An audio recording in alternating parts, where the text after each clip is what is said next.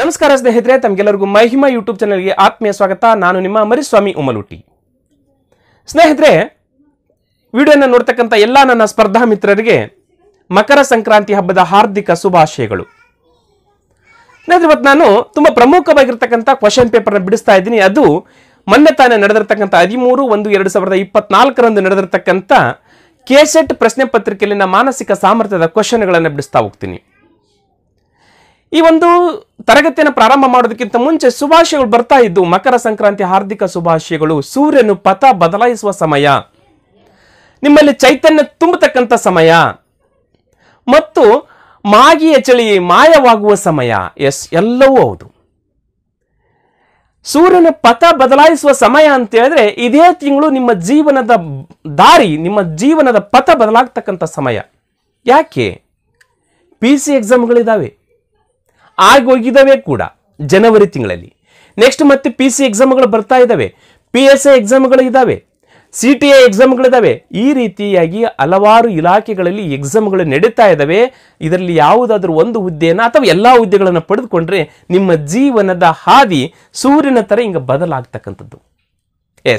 Next ಚೈತನ್ಯ almost all ಸ್ಪರ್ಧೆಯನ್ನ ಎದುರಿಸ್ತಕ್ಕಂಥ ಎಲ್ಲ ನನ್ನ ಸ್ಪರ್ಧಾ ಚೈತನ್ಯದ ಶಕ್ತಿ ಚಿಮ್ತಾ ಇರುತ್ತೆ ಅಂತ ಹೇಳ್ತಾ ಇದ್ದೀನಿ.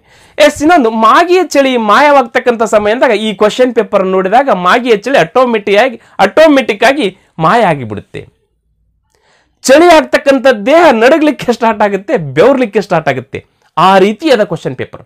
ಸ್ವತಃ ನಾನೇ ಈ 15 ಕ್ವಶನ್ಗಳನ್ನು ನೋಡಿದಾಗ ಇದರಲ್ಲಿ ಒಂದು ಪರಿಚಯ ಇರ್ತಕ್ಕಂಥ 5 ಕ್ವಶನ್ ಅನ್ನು ಬಿಟ್ಟರೆ ಉಳಿದಿರ್ತಕ್ಕಂಥ ಯಾವ ಕ್ವಶನ್ ಕೂಡ ನನಗೆ ಪರಿಚಯ ಇಲ್ಲ.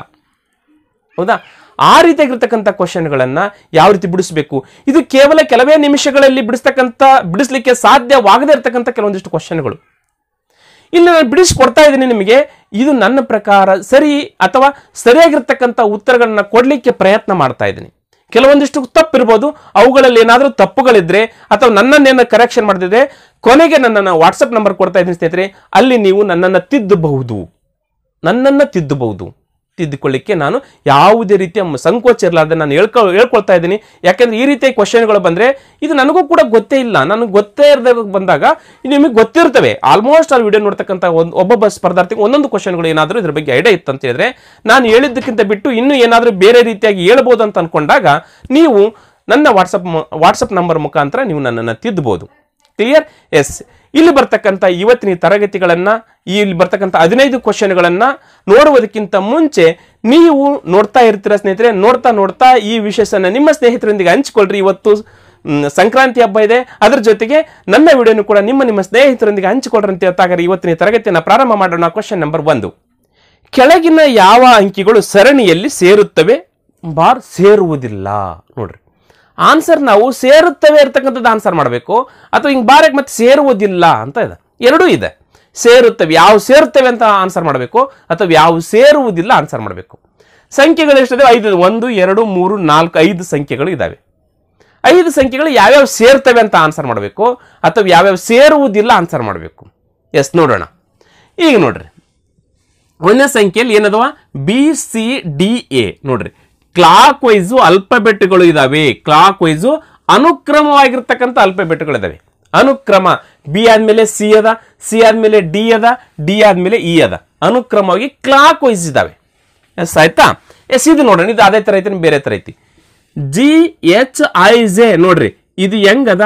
ಇದು ಕೂಡ ಹಂಗೆ ಅದ, ಸೇಮ್ ಅದ. ಹೌದು ತಾನೆ? ಇದು ಯಾವ ರೀತಿ ಅದ? ಕ್ಲಾಕ್ ವೈಸ್ ಅದ, ಇದು ಕೂಡ ಕ್ಲಾಕ್ ವೈಸ್ ಅದ. ಇಲ್ಲಿ ಅಲ್ಫಾಬೆಟ್ಸ್ಗಳು ಅನುಕ್ರಮವಾಗಿದಾವೆ, ಇಲ್ಲೂ ಅಲ್ಫಾಬೆಟ್ಸ್ಗಳು ಒಂದು ಕ್ರಮವಾಗಿರ್ತಕ್ಕಂಥ ರೀತಿಯಲ್ಲಿ ಇದಾವೆ. Next KLMN. ಇದು ಕೂಡ ಸೇಮ್ ಅದಾವ, ಮೂರೂ ಕೂಡ ಸೇಮ್ ಅದಾವ ಈಗ. ಹೌದಾ? ಇದು ನೋಡೋಣ. ಈಗ ಇಲ್ಲಿ OPQR. ನೋಡ್ರಿ, ಇಲ್ಲಿ ಕೂಡ 4 ಅಲ್ಫಾಬೆಟ್ಗಳು ಅದಾವ, ಕ್ರಮವಾಗಿಲ್ಲ. OP ಐತಿ ನೋಡ್ರಿ, OP ಇದ್ದು ಹಿಂಗೆ QR ಅದ. ಈ ರೀತಿಯಾಗಿರ್ತಕ್ಕಂಥ ಕ್ಲಾಕ್ ವೈಸ್ ಡೈರೆಕ್ಷನ್ ಅಲ್ಲಿ ಇಲ್ಲ.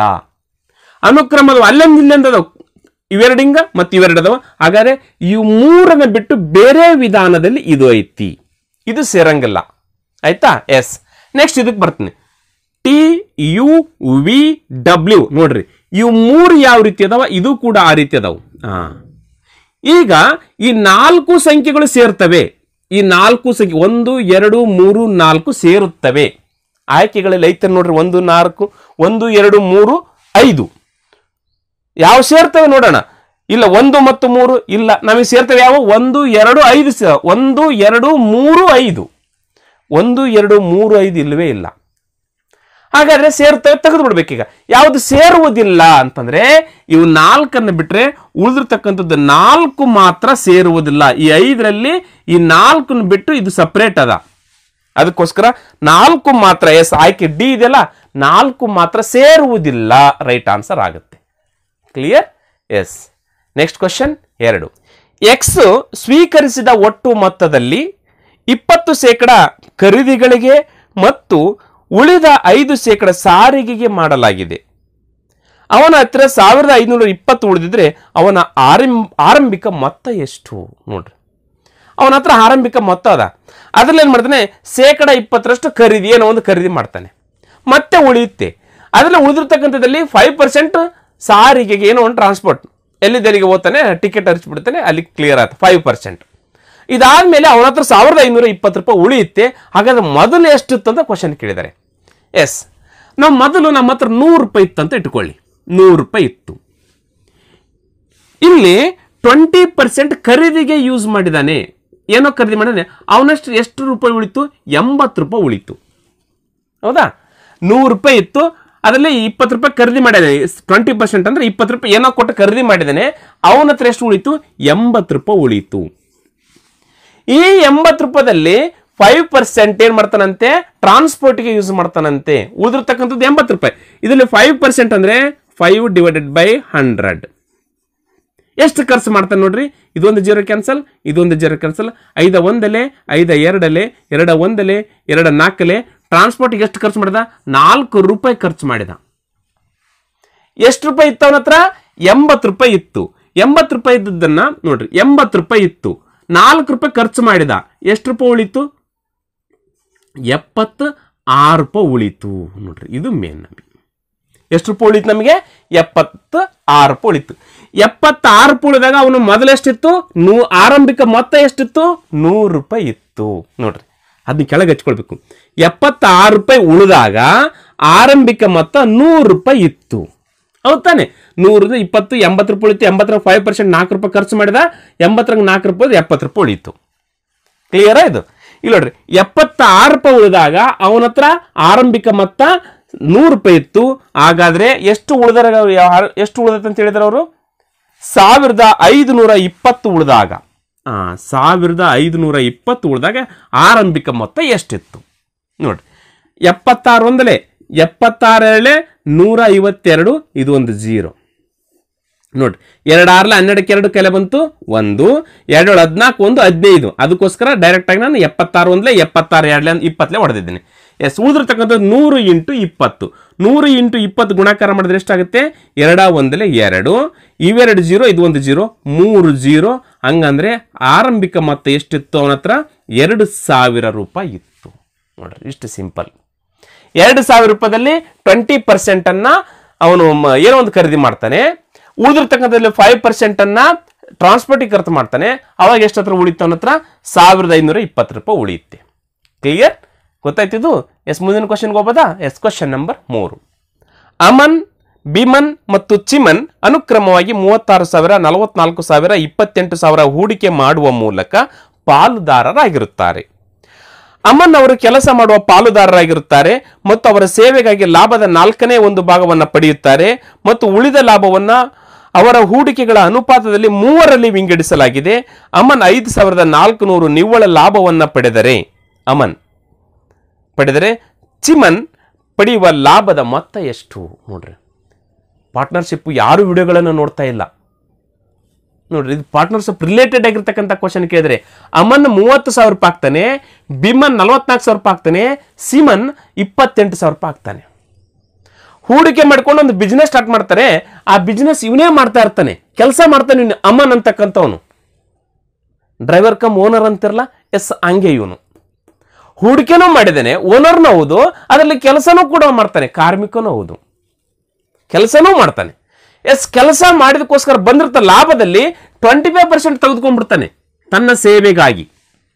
ನಾನು ಕೆಲಸ ಮಾಡ್ತೇನೆ ಅಂತ ತನ್ನ ಕೂಲಿ ತಕೊಂಡ್ಬಿಡ್ತಾನೆ. ತನ್ನ ಲಾಭದ 25% ಲಾಭನ ತಕೊಂಡ್ಬಿಡ್ತಾನೆ. ಉಳಿದಿರ್ತಕ್ಕಂಥ 75% ಏನಿದೆ ಅಲ್ಲ, ಆ 75% ಅನ್ನ ಮೂವರು ಹಂಚ್ಕೊಳ್ತಾರೆ. ತನ್ನ ಬಂಡವಾಳಕ್ಕೆ ಅನುಗುಣವಾಗಿ ತಾನು 30,000 ರೂಪಾಯಿಗೆ ಅದಕ್ಕೆ ಲಾಭ ತಕ್ಕೊಂತಾನೆ 75% ಅಲ್ಲಿ, ಈ 44,000 ರೂಪಾಯಿಗೆ ಲಾಭ ತಕ್ಕೊಂತಾನೆ, ಇವನು 28,000 ರೂಪಾಯಿ ಲಾಭ ಉಳಿದಿರ್ತಕ್ಕಂಥ 75% ಅಲ್ಲಿ 25% ತಾನು ಕೆಲಸ ಮಾಡೋದಕ್ಕೆ ಮಾತ್ರ ತೆಗೆದುಕೊಳ್ತಾನೆ. ಕ್ಲಿಯರ್? ಹಾಗಾದ್ರೆ ಇವನಿಗೆ ನಿವ್ವಳ ಲಾಭ ಎಷ್ಟು ಬರ್ತಂತ ಹೇಳಿದ್ರೆ ಅವರು ನಿವ್ವಳ ಲಾಭ 5,400. ನಿವ್ವಳ ಲಾಭ ಅಂತಂದ್ರೆ ಈ 36,000ಕ್ಕೆ ಬಂದಿದ್ದು ಪ್ಲಸ್ ತನ್ನ ಕೂಲಿಗಾಗಿ ಮಾಡಿರ್ತಕ್ಕಂಥ ಬಂದಿದ್ದು. ಹೌದಾ? ತಾನು ಕೆಲಸ ಮಾಡಲ್ಲ ಅದಕ್ಕೆ ಬಂದಿದ್ದು ಮತ್ತು ಇದಕ್ಕೆ ಬಂದಿದ್ದು ಎರಡೂ ಕೂಡಿಸಿದ್ರೆ 5,400 ರೂಪಾಯಿ ಆದ್ರೆ ಇವನಿಗೆ ಎಷ್ಟು ಬರುತ್ತೆ ಅಂತ ಕ್ವಶನ್ ಕೇಳಿದ್ದಾರೆ. ತುಂಬಾನೇ ಟಫ್ ಆಗಿರ್ತಕ್ಕಂಥ ಕ್ವಶನ್ ಇದು. ನಾವೊಂದು ಅಮೌಂಟ್ ಲಾಭ ಒಂದು ಬಂದ ಅಮೌಂಟ್ ಇವ್ರಿಗೆ ಎಷ್ಟು ಬರ್ತದೆ ನಾವು ನೇರವಾಗಿ ಹಂಚ್ಬೋದಿತ್ತು. ಆದ್ರೆ ಇಲ್ಲಿ ಎಷ್ಟು ಲಾಭ ಬಂದದ ಅಂತ ಗೊತ್ತಿಲ್ಲ, ಟೋಟಲ್ ಪ್ರಾಫಿಟ್ ಎಷ್ಟಾಯ್ತು ಅಂತ ಗೊತ್ತಿಲ್ಲ. ಹಾಗಾದ್ರೆ ನಾವು ಕಂಡುಹಿಡ್ಕೊಳ್ಬೇಕು, ಟೋಟಲ್ ಪ್ರಾಫಿಟ್ ಅನ್ನ ಕಂಡುಹಿಡ್ಕೊಳ್ಬೇಕು. ಟೋಟಲ್ ಪ್ರಾಫಿಟ್ ಅನ್ನ ಕಂಡುಹಿಡೋಕ್ಕಿಂತ ಮುಂಚೆ ಈ ಅಮನಿಗೆ ಅಮೌಂಟ್ ಎಷ್ಟು ಬಂದದ ಅಂತ ಗೊತ್ತ. ನಮಗೆ ನಿವ್ವಳ ಲಾಭ 25% ಬಂದದ ಮತ್ತು ತನ್ನ ಪರ್ಸೆಂಟ್ ಬಂದದ. ಹಾಗಾದ್ರೆ ನಾವು ಏನ್ ಮಾಡ್ಕೊಳ್ಬೇಕು, ಸಿಂಪಲ್ ಆಗಿ ಇದನ್ನ ರೇಷಿಯೋದಲ್ಲಿ ಕನ್ವರ್ಷನ್ ಮಾಡ್ಕೊಳ್ಬೇಕು. ಅಂದ್ರೆ ರೇಷಿಯೋದಲ್ಲಿ ಅಂತಂದಾಗ ಇವು 3 0 ಕ್ಯಾನ್ಸಲ್, ಇವು 3 0 ಕ್ಯಾನ್ಸಲ್, ಇವು 3 0 ಕ್ಯಾನ್ಸಲ್. ಇಲ್ಲಿ 36, 44, 28 ಉಳಿತೀವಿ. ಯಾವ ಮಗ್ಗಿಯಲ್ಲಿ ಹೋಗ್ತಾವೆ ನೋಡ್ರಿ, 4 ಮಗ್ಗಿಯಲ್ಲಿ ಇದು ಹೋಗುತ್ತೆ, ಇದು ಹೋಗುತ್ತೆ. 4 9 36 ರೇಷಿಯೋ, 4 11 44 ರೇಷಿಯೋ, 4 7 28, 9 ರೇಷಿಯೋ 11 ರೇಷಿಯೋ 7 ಬಂತು ನಮಗೆ. ಕ್ಲಿಯರಾ? ಇದು ಮೂವರದು ಹೂಡಿಕೆ ಮಾಡಿರ್ತಕ್ಕಂಥ ಹಣದ ಅನುಪಾತ. ಅಷ್ಟು ಸೇರಿಸಿದ್ರೆ ಎಷ್ಟಾಗ್ತವೆ? 27 ಪಾರ್ಟ್ ಆಗ್ತವೆ. ಹೌದಾ? 27 ಟೋಟಲ್ ಪಾರ್ಟ್ಸ್. 27 ಪಾರ್ಟಲ್ಲಿ 9 ಪಾರ್ಟ್ಸು ಅಮನ್ನು, 27 ಪಾರ್ಟ್ಸಲ್ಲಿ 11 ಪಾರ್ಟ್ಸು ಬಿಮನ್ನು, 27 ಪಾರ್ಟ್ಸಲ್ಲಿ 7 ಪಾರ್ಟ್ಸು ಚಿಮನ್. ಎಸ್, ಈಗ ನಾವು ಇಲ್ಲಿಗೆ ಬಿಡ್ತೀನಿ ಲೆಕ್ಕನೀಗ. ಈಗ ಟೋಟಲ್ ಪ್ರಾಫಿಟ್ 100 ರೂಪಾಯಿ ಆಗೈತೆ ಅಂತ ಇಟ್ಕೊಳ್ರಿ. Total profit ಎಷ್ಟಾಗ್ಯದ? 100 ರೂಪಾಯಿ. 100 ರೂಪಾಯಲ್ಲಿ ಇವನು ಕೆಲಸ ಮಾಡೋದಕ್ಕೆ ಎಷ್ಟು ತೆಗೆದುಕೊಡ್ತಾನಂತೆ? 25 ರೂಪಾಯಿ ತೆಗೆದುಕೊಡ್ತಾನೆ. ಹಾಗಾದ್ರೆ ಮೈನಸ್ 25 ರೂಪಾಯಿ ಆಯಿತು. ಎಷ್ಟು ರೂಪಾಯಿ ಉಳಿತು? 75 ರೂಪಾಯಿ ಉಳಿತು. ಹೌದು ತಾನೆ? ಅಮ್ಮನಿಗೆ ಎಷ್ಟು ಬಂತು? ಈಗ ಇಲ್ಲಿಸ್ತೀನಿ. ಅಮ್ಮನಿಗೆ ಎಷ್ಟು ಬಂತು? 25 ರೂಪಾಯಿ ಬಂತು. 100 ರೂಪಾಯಿ ಇದ್ದಾಗ ಕಾಲು ಭಾಗ ಅಂತ ಹೇಳಿದಾರೆ ಅವರು. 25 ರೂಪಾಯಿ ಬಂತು ಈಗ ಅವನಿಗೆ. ಯಾವ್ದ್ರದ್ದು? ತಾನು ದುಡ್ದದ್ದು 25% ಅಂತ ಅನ್ಕೊಳ್ತಿದ್ದೀನಿ. ಅವನ್ ಎಷ್ಟು ಹೋದ? ನಾ ಇಲ್ಲಿ 100 ರೂಪಾಯಿ ತೆಗೆದುಕೊಂಡ್ಗೆ ಪರ್ಸೆಂಟ್ ಅಂತ ಬರ್ಕೊಳ್ತಾ ಇದ್ದೀನಿ. 100 ರೂಪಾಯಿ ಬಂದಾಗ ಕಾಲು ಭಾಗ ಅಂದ್ರೆ 25, ಇಲ್ಲಿ 75 ರೂಪಾಯಿ ಉಳಿತು, 25 ರೂಪಾಯಿ ಅವನಿಗೆ ಬಂತು. ಇದು ಸೇವೆಗಾಗಿ. ಕ್ಲಿಯರ್? ಹೌದಾ? ಉಳಿದಿರ್ತಕ್ಕಂಥದ್ದು 75% ಅದ. 75 ರೂಪಾಯಿ ಅಂತ ಅನ್ಕೊಳ್ರಿ. ಈ 75 ರೂಪಾಯಿದಾಗ ಇವನಿಗೆ ಎಷ್ಟು ಬರುತ್ತೆ ಅಮ್ಮನಿಗೆ? ಅದು ನೋಡ್ಕೊಳ್ಬೇಕೀಗ. ಉಳಿದಿರ್ತಕ್ಕಂಥ 75 ಈಗ 3 ಹಂಚ್ಕೊಳ್ಬೇಕು. ಇವ್ರು 3 ಹಂಚ್ಕೊಳ್ಬೇಕು. ಹಾಗಾದ್ರೆ ಇವನಿಗೆ ಎಷ್ಟು ಬರುತ್ತೆ? ಇವನಿಗೆ ಎಷ್ಟು ಬರುತ್ತೆ ಅಂತ ನೋಡಿದಾಗ ಟೋಟಲ್ ಎಷ್ಟು ಪರ್ಸೆಂಟ್? 27 ಭಾಗ. ಟೋಟಲ್ ಎಷ್ಟು? 27 ಭಾಗ. 27 ಭಾಗದಲ್ಲಿ ಅಮ್ಮನ ಪಾರ್ಟ್ಸ್ ಎಷ್ಟು? 9 ನೋಡ್ರಿ. ಹಾಗಾದ್ರೆ 75 ರೂಪಾಯಿಗೆ ಎಷ್ಟು ಬರುತ್ತೆ? ಅದು ಸಿಗುತ್ತೆ. 9 ಒಂದಲ್ಲೇ ಇದು ಹೆಂಗ? 9/27 9 ಪಾರ್ಟ್ಸ್. 9 divided by 27. ಹೌದಾ? 9 ಒಂದಲೇ 9 3 27, 3 ಒಂದಲೇ 3 25. ಇಲ್ಲಿ ಕೂಡ 25% ಬಂತು. ಇಲ್ಲಿ ಕೂಡ 25% ಬಂತು. ಟೋಟಲ್ ಎಷ್ಟು ಪರ್ಸೆಂಟ್ ಆಯ್ತು? 50% ಅವನಿಗೆ ಅಮೌಂಟ್ ಬಂತು. ಇಷ್ಟು ಗೊತ್ತಾಗ್ಬಿಟ್ರೆ ಸಾಕು ನಮಗೆ. 50% ಏನು ಬಂತು ನಮಗೆ?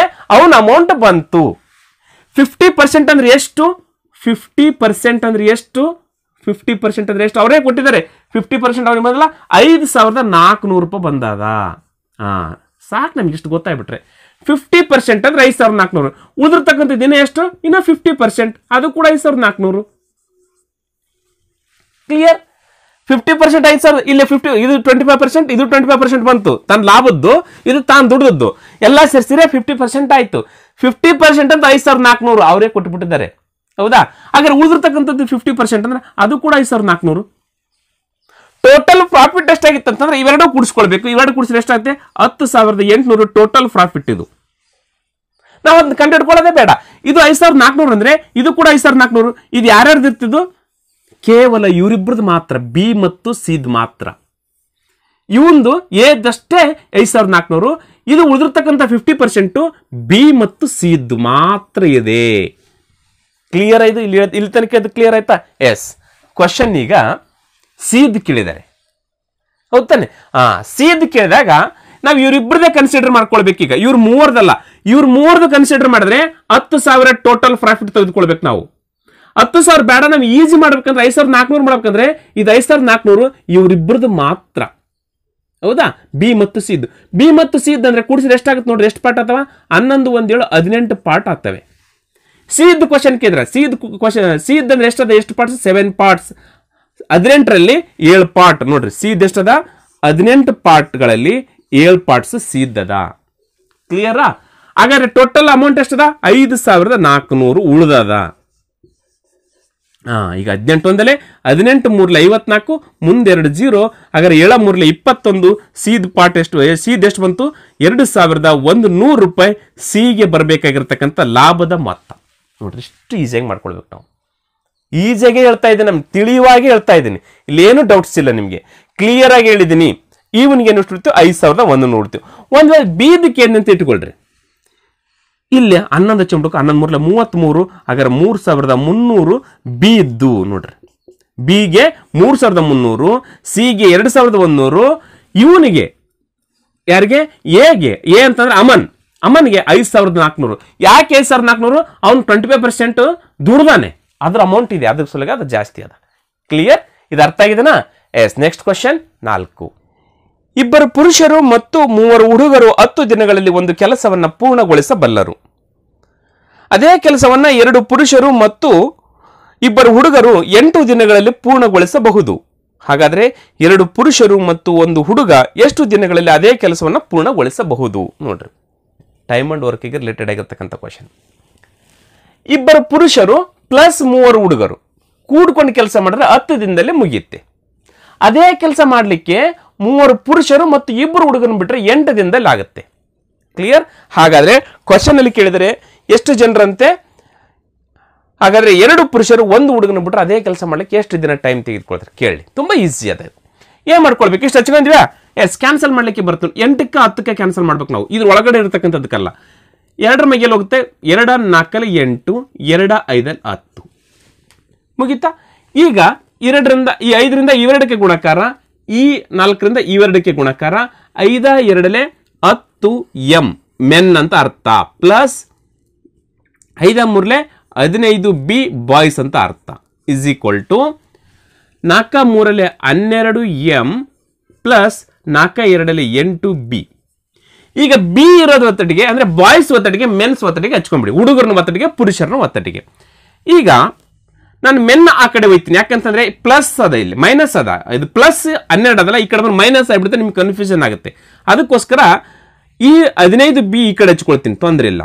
ಹೌದಾ? 15 ಬಿ. ಈ ಪ್ಲಸ್ 8 ಬಿನ ಈಸ್ ಈಕ್ವಲ್ ಈ ಕಡೆ ಬಂದ್ರೆ ಮೈನಸ್ 8 ಬಿ ಆಯ್ತು. ಕ್ಲಿಯರಾ? ಇದು ಬಿ ಇರೋದೊಂದು ಕಡೆ ಬಂತ. ಎಸ್. ಈಗ ನೋಡ್ರಿ, ಈ 12 ಎಮ್ಗೆ 12 ಮೆನ್ಗೆ ಮೆನ್ ಹಚ್ಕೊಳ್ತೀನಿ. ಈ ಪ್ಲಸ್ 10 ಎಮ್ ಈಸ್ ಈಕ್ವಲ್ ಈ ಕಡೆ ಬಂದ್ರೆ ಮೈನಸ್ 10 ಎಂ ಆಯ್ತು. ಏನು ಡೌಟ್ ಇಲ್ಲ ತಾನೆ ಇದರಲ್ಲಿ? ಎಸ್. 15 ಬಿ ದಲ್ಲಿ 8 ಬಿ ಹೋದ್ರೆ ಎಷ್ಟು ಬಿ ಉಳಿದ್ವು? 7 ಬಿ ಉಳಿತು. ಇಸ್ ಈಕ್ವಲ್ ಟು 12 ಎಂ ದಲ್ಲಿ 10 ಎಂ ಹೋದ್ರೆ ಎಷ್ಟು ಉಳಿತು? 2 ಎಂ ಉಳಿತು. ಎಸ್, ಇದು ಬೇಕು ನಮಗೆ. ಅಂದ್ರೆ ಇಲ್ಲೇ 2 ಪುರುಷರಿಗೆ 7 ಜನ ಹುಡುಗರಿಗೆ ಸಮ ಅಂತ ಆಯ್ತು. ಕ್ಲಿಯರಾ? 2m ಈಕ್ವಲ್ ಟು 7b ಅಂತಂದ್ರೆ 2 ಪುರುಷರಿಗೆ 7 ಹುಡುಗರು ಅಂತ ಅರ್ಥ. ಹೌದಾ? ಅಂದ್ರೆ 2 ಪುರುಷರು ಮಾಡ್ತಕ್ಕಂಥ ಕೆಲಸನ 7 ಜನ ಹುಡುಗರು ಮಾಡ್ತಾರೆ. ಹಾಗಾದ್ರೆ ಈ ಕ್ವಶನ್ ಏನ್ ಕೇಳಿದರೆ ನೋಡ್ರಿ, ಕ್ವಶನ್ ಏನ್ ಕೇಳಿದರೆ 2 ಜನ ಪುರುಷರು ಅಂದ್ರೆ 2m ಪ್ಲಸ್ 1 ಹುಡುಗ ಕೂಡಿಕೊಂಡು ಎಷ್ಟು ದಿನದಲ್ಲಿ ಮಾಡ್ತಾನೆ? ಎಕ್ಸ್ ಎಷ್ಟು ದಿನದಲ್ಲಿ ಮಾಡ್ತಾನೆ? ಹೌದಾ? ಕ್ವಶನ್ ಇದನ್ನ ಕೇಳಿದ್ರೆ 2 ಪುರುಷರು ಮತ್ತು 1 ಹುಡುಗ ಕೂಡಿಕೊಂಡು ಎಷ್ಟು ದಿನದಲ್ಲಿ ಮಾಡ್ತಾರೆ? ಇದು ಕ್ವಶನ್ ಆಯ್ತಾ? ಇಸ್ ಈಕ್ವಲ್ ಟು ಇಷ್ಟು ಕ್ವಶನ್ ಬಂದ್ಮೇಲೆ ಇವೆರಡರಲ್ಲಿ ಒಂದು ಯಾವುದಾದ್ರೂ ಹಚ್ಕೊಳ್ಬೇಕು. ಯಾವುದಾದ್ರೂ ಒಂದು, ಇದನ್ನಾದ್ರೂ ಹಚ್ಕೊಳ್ಳಿ ಅಥವಾ ಇದನ್ನಾದ್ರೂ ಹಚ್ಕೊಳ್ಳಿ. ನಾನು ಇದನ್ನ ಹಚ್ಕೊಳ್ತೀನಿ. 2m comparison ಮಾಡ್ಕೊಳ್ಬೇಕಲ್ಲ, 2m plus 3b ಅದೇ ಕೆಲಸ ತಾನೆ. ಇದನ್ನ ಎಷ್ಟು ದಿನ ಮಾಡಿದ್ರೆ? 10 ಜನ. ಕ್ಲಿಯರಾ? ಎಸ್. ಈಗ ಏನ್ ಮಾಡ್ಕೊಳ್ಬೇಕು ನಾವು ಅಂತ ಹೇಳಿದ್ರೆ, ಇಲ್ಲಿ ನೋಡ್ರಿ, 2 ಮೆನ್ಗೆ 7 ಬಾಯ್ಸ್ ಅನ್ನಾಗಿ ಕನ್ವರ್ಟ್ ಮಾಡ್ಕೊಳ್ಬೇಕು ನಾವು. ಇಲ್ಲಿ ಮೆನ್ ಮತ್ತು ಬಾಯ್ಸ್ ಇದ್ದಾರೆ. ನೀವು ಮೆನ್ ಅನ್ನಾದ್ರೂ ಕನ್ವರ್ಟ್ ಮಾಡ್ಕೊಳ್ಬಹುದು, ಬಾಯ್ಸ್ ಅನ್ನಾಗಿ ಕನ್ವರ್ಟ್ ಮಾಡ್ಕೊಳ್ಬಹುದು. ಇಲ್ಲಿ ಬಾಯ್ಸ್ ಅನ್ನಾಗಿ ಕನ್ವರ್ಟ್ ಮಾಡ್ಕೊಳ್ಳೋದು ಬಹಳ ಈಸಿ ಅದ ನೋಡ್ರಿ. 2m ಗೆ 7 ಮಕ್ಕಳು ಇದ್ದಾರೆ, 7 ಹುಡುಗರು ಇದ್ದಾರೆ. ಅದೇ ರೀತಿ ಇಲ್ಲಿ 2m ಗೆ 2m ಅನ್ನ ತೆಗೆದು 7 ಬಾಯನ್ನು ಹಚ್ಕೊಳ್ಬೇಕು. ಹೌದಾ? 2m ಈಕ್ವಲ್ ಟು 7 ಬಾಯ್ಸ್ ಅಂತಂದ್ರೆ 7 ಬಾಯ್ಸ್ ಅಂದ್ರೆ ಅಷ್ಟೇ, 2 ಮೆನ್ಸ್ ಅಂದ್ರೆ ಅಷ್ಟೇ. ಹಾಗಾದ್ರೆ ಇಲ್ಲಿ 2m ಈಕ್ವಲ್ ಟು 7 ಬಾಯ್ಸ್ ಇದಾರಲ್ಲ, ಹಾಗಾದ್ರೆ 2m ದ ಬದಲಾಗಿ 7b ಅಂತ ಹಚ್ಕೊಂಡ್ಬಿಡ್ಬೇಕು. ಪ್ಲಸ್ ಇಲ್ಲಿ ಎಷ್ಟದ, b ಗೆ b, ಆಮೇಲೆ ಇಲ್ಲಿ x ಗೆ x ಇಸ್ ಈಕ್ವಲ್ ಟು, ಅದೇ ರೀತಿಯಾಗಿ 2m ಈಕ್ವಲ್ ಟು 7b ನೋಡಿ, ಬಾಯ್ಸ್ ಅನ್ನಾಗಿ ಮಾಡ್ಕೊಂಡು ಬಿಡ್ಬೇಕು ನಾವು. 7b plus 3b into 10. ಆಯ್ತಾ? ಕ್ಲಿಯರ್ ಆಯ್ತಾ ಇದು? ಎಸ್. 7b ಇದು ಒಂದು ಬಿ 8b ಆಯ್ತು. ಹೌದಾ? ಇಂಟು ಎಕ್ಸ್, ಈ x x is equal to ಇಲ್ಲಿ 7b ಪ್ಲಸ್ ಇದೆಷ್ಟದ 3b is equal to 10b ಆಯ್ತು ಇಂಟು 10. ಕ್ಲಿಯರಾ? ಈಗ ನೋಡ್ರಿ ಕ್ಯಾನ್ಸಲ್ ಮಾಡ್ಬೋದು. ಈ ಕಡೆಯಿಂದ ಈ ಇಸ್ ಈಕ್ವಲ್ ಈ ಕಡೆ ಇದಕ್ಕೆ ಮತ್ತು ಇಸ್ ಈಕ್ವಲ್ ಈ ಕಡೆ ಇರೋದಕ್ಕೆ ನಾವು ಕ್ಯಾನ್ಸಲ್ ಮಾಡ್ಬೋದು. ಕ್ಲಿಯರಾ? ಇದು 10 ದಿನ ಇದು. ಹೌದಾ? ಇವೆರಡು ಬಾಯ್ಸ್ ಕ್ಲಿಯರ್ ಆಗಿ ಹಚ್ಕೊಂಡಿನಿ. ಈಗ ನೋಡ್ರಿ ಕ್ಯಾನ್ಸಲ್ ಮಾಡ್ಲಿಕ್ಕೆ ಬರುತ್ತೆ ನೋಡ್ರಿ. E B cancel, E B cancel. 2 2 4, ಸಾರಿ 2 4 8, 2 5 10, 2 2 4, 2 5 10.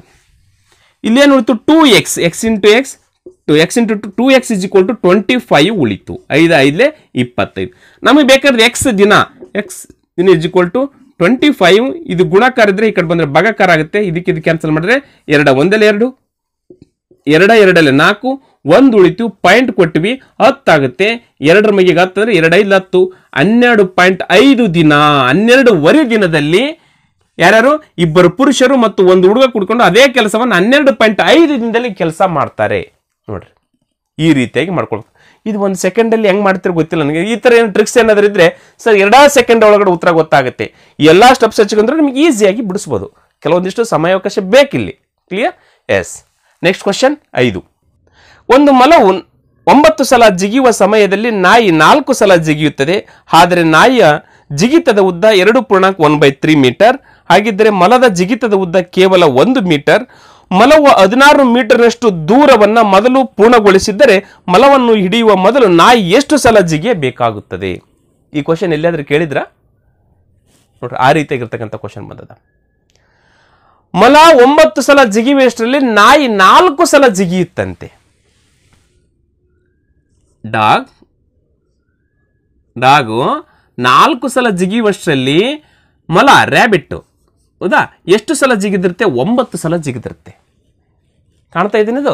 ಮಲ 4 ಸಲ ಜಿಗಿಯುವಷ್ಟರಲ್ಲಿ ನಾಯಿ 4 ಸಲ ಜಿಗಿಯುವಷ್ಟರಲ್ಲಿ ಮಲ 9 ಸಲ ಜಿಗಿದಿರುತ್ತೆ. ಈ ಮಲ ಒಂದು ಜಿಗಿತಕ್ಕೆ 1 ಮೀಟರ್ ಹೋಗುತ್ತೆ. ಹಾಗಾದ್ರೆ 9 ಸಲ ಜಿಗಿದಾಗೆ 9 ಮೀಟರೇ ಹೋಗಿರುತ್ತೆ. ಕ್ಲಿಯರ್? ಎಸ್. ನೆಕ್ಸ್ಟ್ ಇದು ಡಾಗಿಗೆ ಬರ್ತೇನೆ. ಡಾಗು ಒಂದು ಜಿಗಿತದ ಉದ್ದ 2.1/3 ಹೌದಾ? 2.1/3 ಅದ. ಹಾಗಾದ್ರೆ ಇದನ್ನು ನಾವು ಮಿಶ್ರ ವಿಷಯ ಮಾಡಿದಾಗ 3 2 6, 6 1 7 ಇಂಟು 7/3 ಮೀಟರ್ ಆಯ್ತು. 7/3 ಮೀಟರ್ ಒಂದು ಜಿಗಿತದ ಉದ್ದ. ಹಾಗಾದ್ರೆ 4 ಜಿಗಿತಕ್ಕೆ ಎಷ್ಟಾಗುತ್ತೆ ಗುಣಾಕಾರ ಮಾಡ್ರಿ. 3ಕ್ಕೆ 7ಕ್ಕೆ ಬರಲ್ಲ, 3ಕ್ಕೆ 4 ಕ್ಯಾನ್ಸಲ್ ಮಾಡ್ಲಿಕ್ಕೆ ಬರಲ್ಲ. ಹಂಗಂದ್ರೆ ಏನು ಹಚ್ಕೊಂಡ್ಬಿಡ್ಬೇಕು? ಡೈರೆಕ್ಟ್ ಹಚ್ಕೊಂಡ್ಬಿಡ್ರಿ. 7 4 28 divided by 3, 28 divided by 3 metre ಹೋಗ್ತು ನೋಡ್ರಿ. 4 ಸಲ ಜಿಗಿದಾಗೆ ಇದು 28 ಡಿವೈಡೆಡ್ ಬೈ 3 ಮೀಟರ್. ಇದು 9 ಸಲ ಜಿಗಿದಾಗ ಇದು 9 ಮೀಟರ್. ಇಲ್ಲಿ ಏನು ಕಂಡುಹಿಡ್ಕೊಳ್ಬೇಕು ನಾವು? ಇವೆರಡರ ನಡುವಿನ ವ್ಯತ್ಯಾಸ ಅಂದ್ರೆ ಇದು 4 ಸಲ ಜಿಗಿದಾಗ ಇದರಿಗಿಂತ ಇದು ಎಷ್ಟು ದೂರ ಹೋಗೈತೆ ನೋಡ್ಕೊಳ್ಬೇಕು ನಾವು. ಹೌದಾ? ಇದು ನಾಯಿ 4 ಸಲ ಜಿಗಿದಾಗ ಈ ರ್ಯಾಬಿಟ್ ಮೊಲಗಿಂತ ಎಷ್ಟು ದೂರ ಮುಂದೆ ಹೋಗ್ಯದ ನೋಡ್ಕೊಳ್ಬೇಕು. ಹಂಗಂದ್ರೆ ನಾವು ಇದರಲ್ಲಿ ಇದನ್ನ ನಾವು ಮೈನಸ್ ಮಾಡಬೇಕು. ರಿಲೇಟಿವ್ ಸ್ಪೀಡ್ ನಾವು ಟ್ರೈನ್ ಅಲ್ಲಿ ಬಳಸಿದ್ವಲ್ಲ, ರಿಲೇಟಿವ್ ಸ್ಪೀಡ್ ಎರಡು ಸೇಮ್ ಡೈರೆಕ್ಷನ್ ಅಲ್ಲಿ ಹೋಗುವಾಗ ರಿಲೇಟಿವ್ ಸ್ಪೀಡ್ ಏನಾಗುತ್ತೆ? ಸ್ಪೀಡ್ ಒಂದು ಟ್ರೈನ್ ಸ್ಪೀಡ್ ಮತ್ತು ಇನ್ನೊಂದು ಟ್ರೈನ್ ಸ್ಪೀಡ್ ಅನ್ನು ಮೈನಸ್ ಮಾಡ್ತೀವಿ ತಾನೆ. ಎಸ್, ಅದೇ ರಿಲೇಟಿವ್ ಸ್ಪೀಡ್ ಅನ್ನ ಕಂಡುಹಿಡಬೇಕಿಲ್ಲ ನಾವು. ಈಗ 28/3 ಮೈನಸ್ 9/1 ಹೌದಾ? ಇದು 28 ಡಿವೈಡೆಡ್ ಬೈ 3 ಮೀಟರ್ ಹೋಗಿರುತ್ತೆ. ಇದು 9/1 ಅಂದ್ರೆ ಕೆಳಗಡೆ 1 ಮೀಟರ್ ಹೋಗಿರುತ್ತೆ. ಹಾಗಾದ್ರೆ ಎಷ್ಟಾಗುತ್ತೆ ನೋಡಿ. 3 ಮತ್ತು 2 ಲಸ ಎಷ್ಟಾಗುತ್ತೆ? 3 ಆಯ್ತು. ಹೌದಾ? 3 1 3 1 3 3 28 1 28 ಮೈನಸ್ 9 3 27 ಎಷ್ಟಾಯ್ತು ನೋಡ್ರಿ 28ರಲ್ಲಿ 27 ಹೋದ್ರೆ 1 ಉಳಿತು ಡಿವೈಡೆಡ್ ಬೈ 3 ಬಂತು ಹಾಗಾದ್ರೆ 1/3 ಮೀಟರ್. ಇದು ಬೇಕು ನಮಗೆ.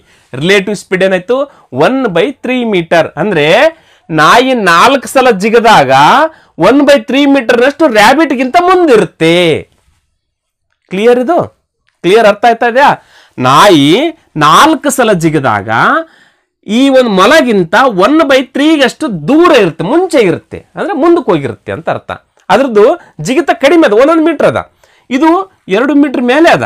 2.1/3 ಅಂದ್ರೆ 2 ಮೀಟರ್ ಮೇಲೆ ಮುಕ್ಕಾಲು ಭಾಗ 2.3 ಆಗುತ್ತೆ. ಹೌದಾ? ಅಷ್ಟು ದೂರ ಹೋಗುತ್ತೆ.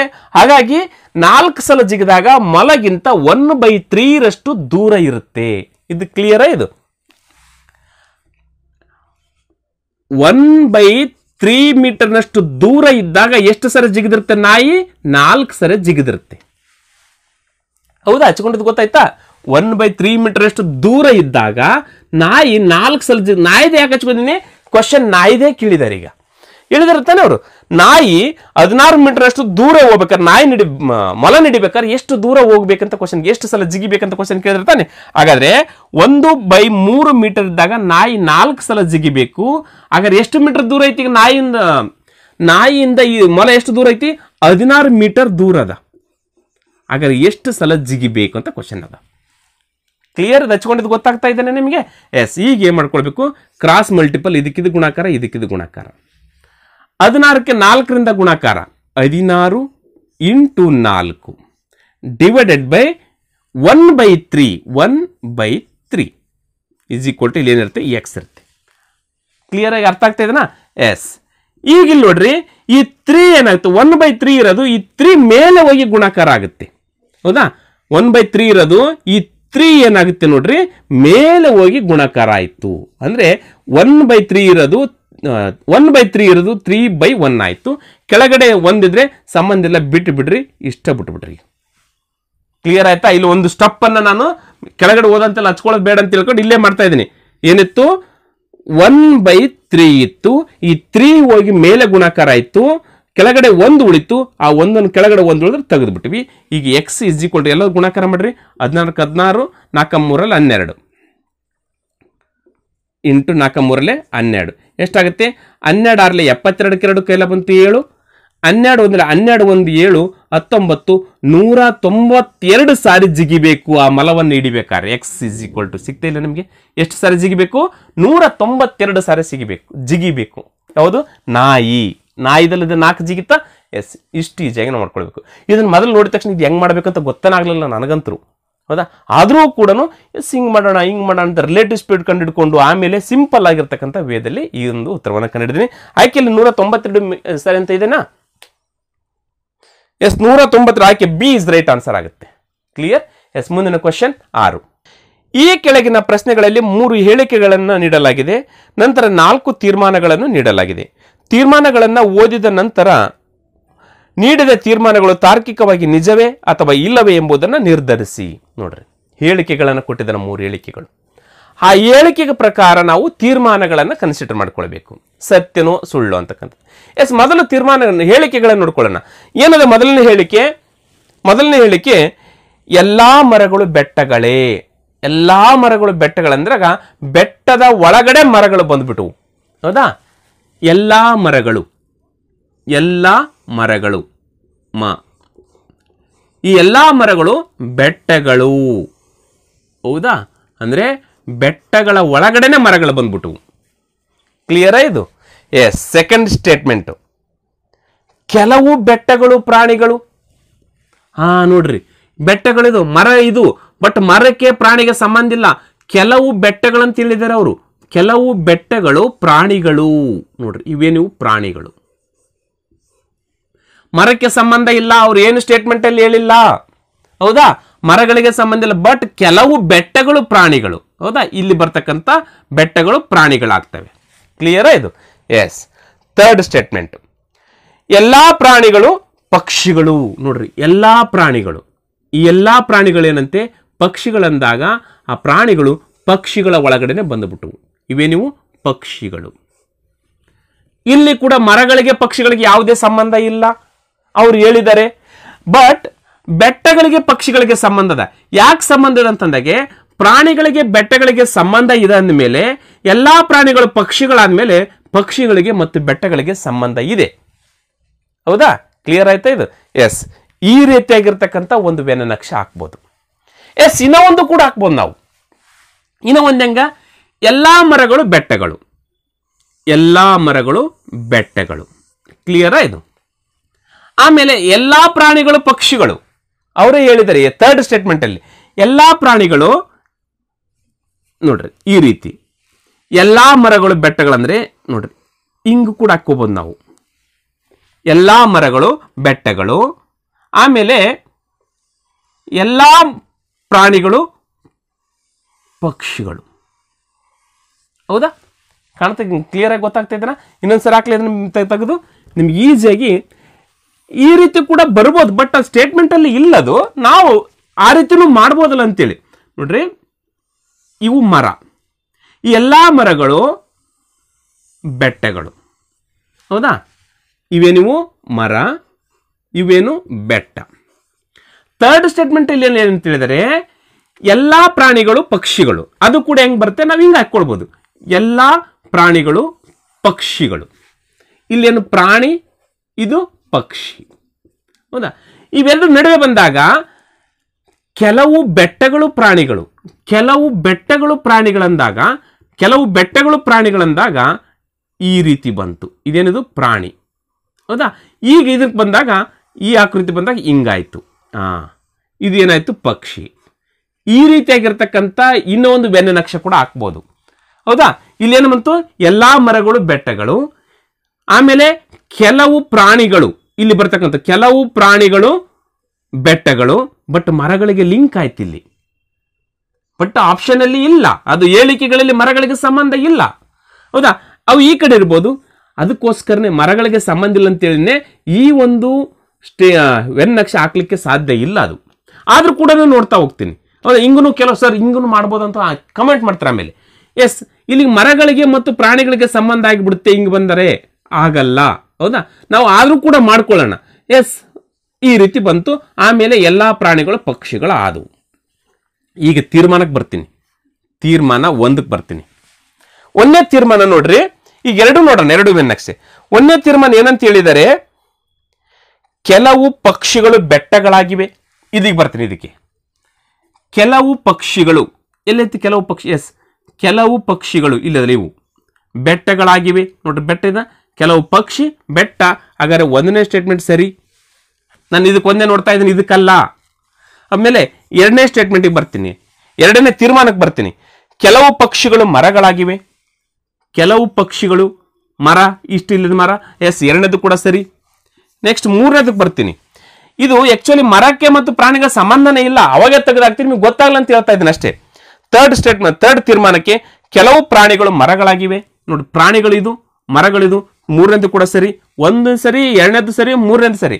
ಆಯ್ಕೆಲ್ಲ ಆ ರೀತಿ ಇದಾವೆ ನೋಡ್ರಿ. 1, 2, 3 ಸರಿ ಅಂತೇಳಿ ಇಲ್ಲ.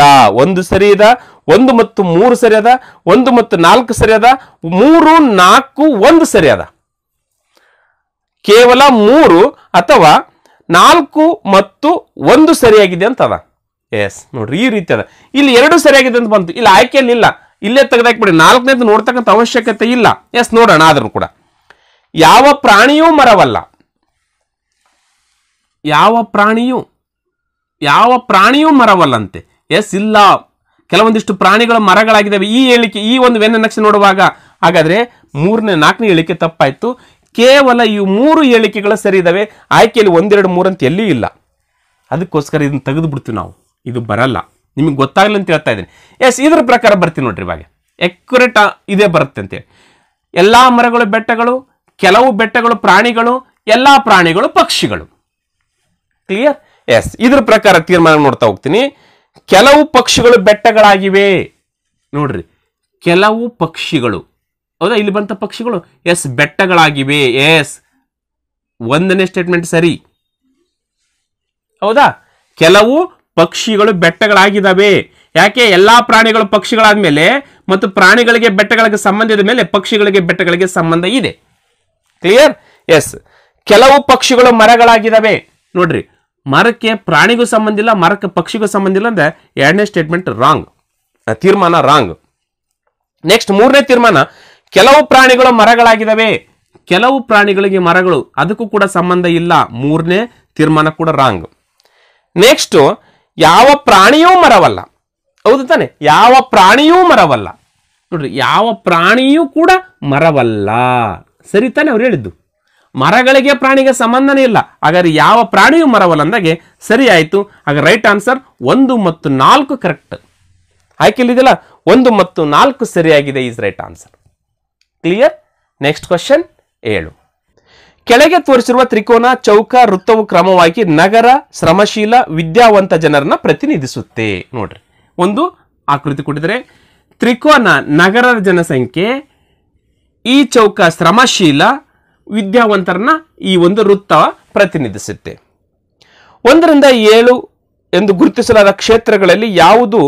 1 ರಿಂದ 7, 1, 2, 3, 4, 5, 6, 7 ಜನ ಗುರುತಿಸ್ತಾರೆ. ಇದು ಗೊತ್ತಾಗುತ್ತೆ ನಿಮಗೆ. ಇದೇನು ಕೇವಲ ಒಂದು ಇದೆ, ಇದು ನಗರ. ಇದೇನು ಬರುತ್ತೆ? ವಿದ್ಯಾವಂತರು ಬರ್ತಾರೆ, ಇಲ್ಲಿ ತನಕ ವಿದ್ಯಾವಂತರು ಬರ್ತಾರೆ, ಈ ಕಡೆ ನಗರ ಬರುತ್ತೆ. ಇಲ್ಲಿ ಏನು ಬರುತ್ತೆ? ಚೌಕ ಅಂದ್ರೆ ಶ್ರಮಶೀಲರು ಬರ್ತಾರೆ ಮತ್ತು ನಗರ ಜನಸಂಖ್ಯೆ ಬರ್ತಾರೆ. ಇದಾರು ಕೇವಲ ಶ್ರಮಶೀಲ, ಇದು ಕೇವಲ 7 ವಿದ್ಯಾವಂತರು. ಇದ್ರ ಬಗ್ಗೆ ಗೊತ್ತಾಗ್ಬಿಡುತ್ತೆ ನಿಮಗೆ. ಇಲ್ಲಿ ನೋಡ್ರಿ, ಇಲ್ಲಿ 3 ಬರ್ತಾರೆ. 3 ಇದೆಲ್ಲ ನಗರದ ಜನಸಂಖ್ಯೆ ಹೌದು, ಇವರು ಶ್ರಮಶೀಲನೌದು, ಇವರು ವಿದ್ಯಾವಂತರು ಹೌದು. ಅಲ್ಲಿ ಬರ್ತಕ್ಕಂಥದ್ದು 3 ಆ ಸಂಖ್ಯೆ. ಎಸ್ ಇರಲಿ.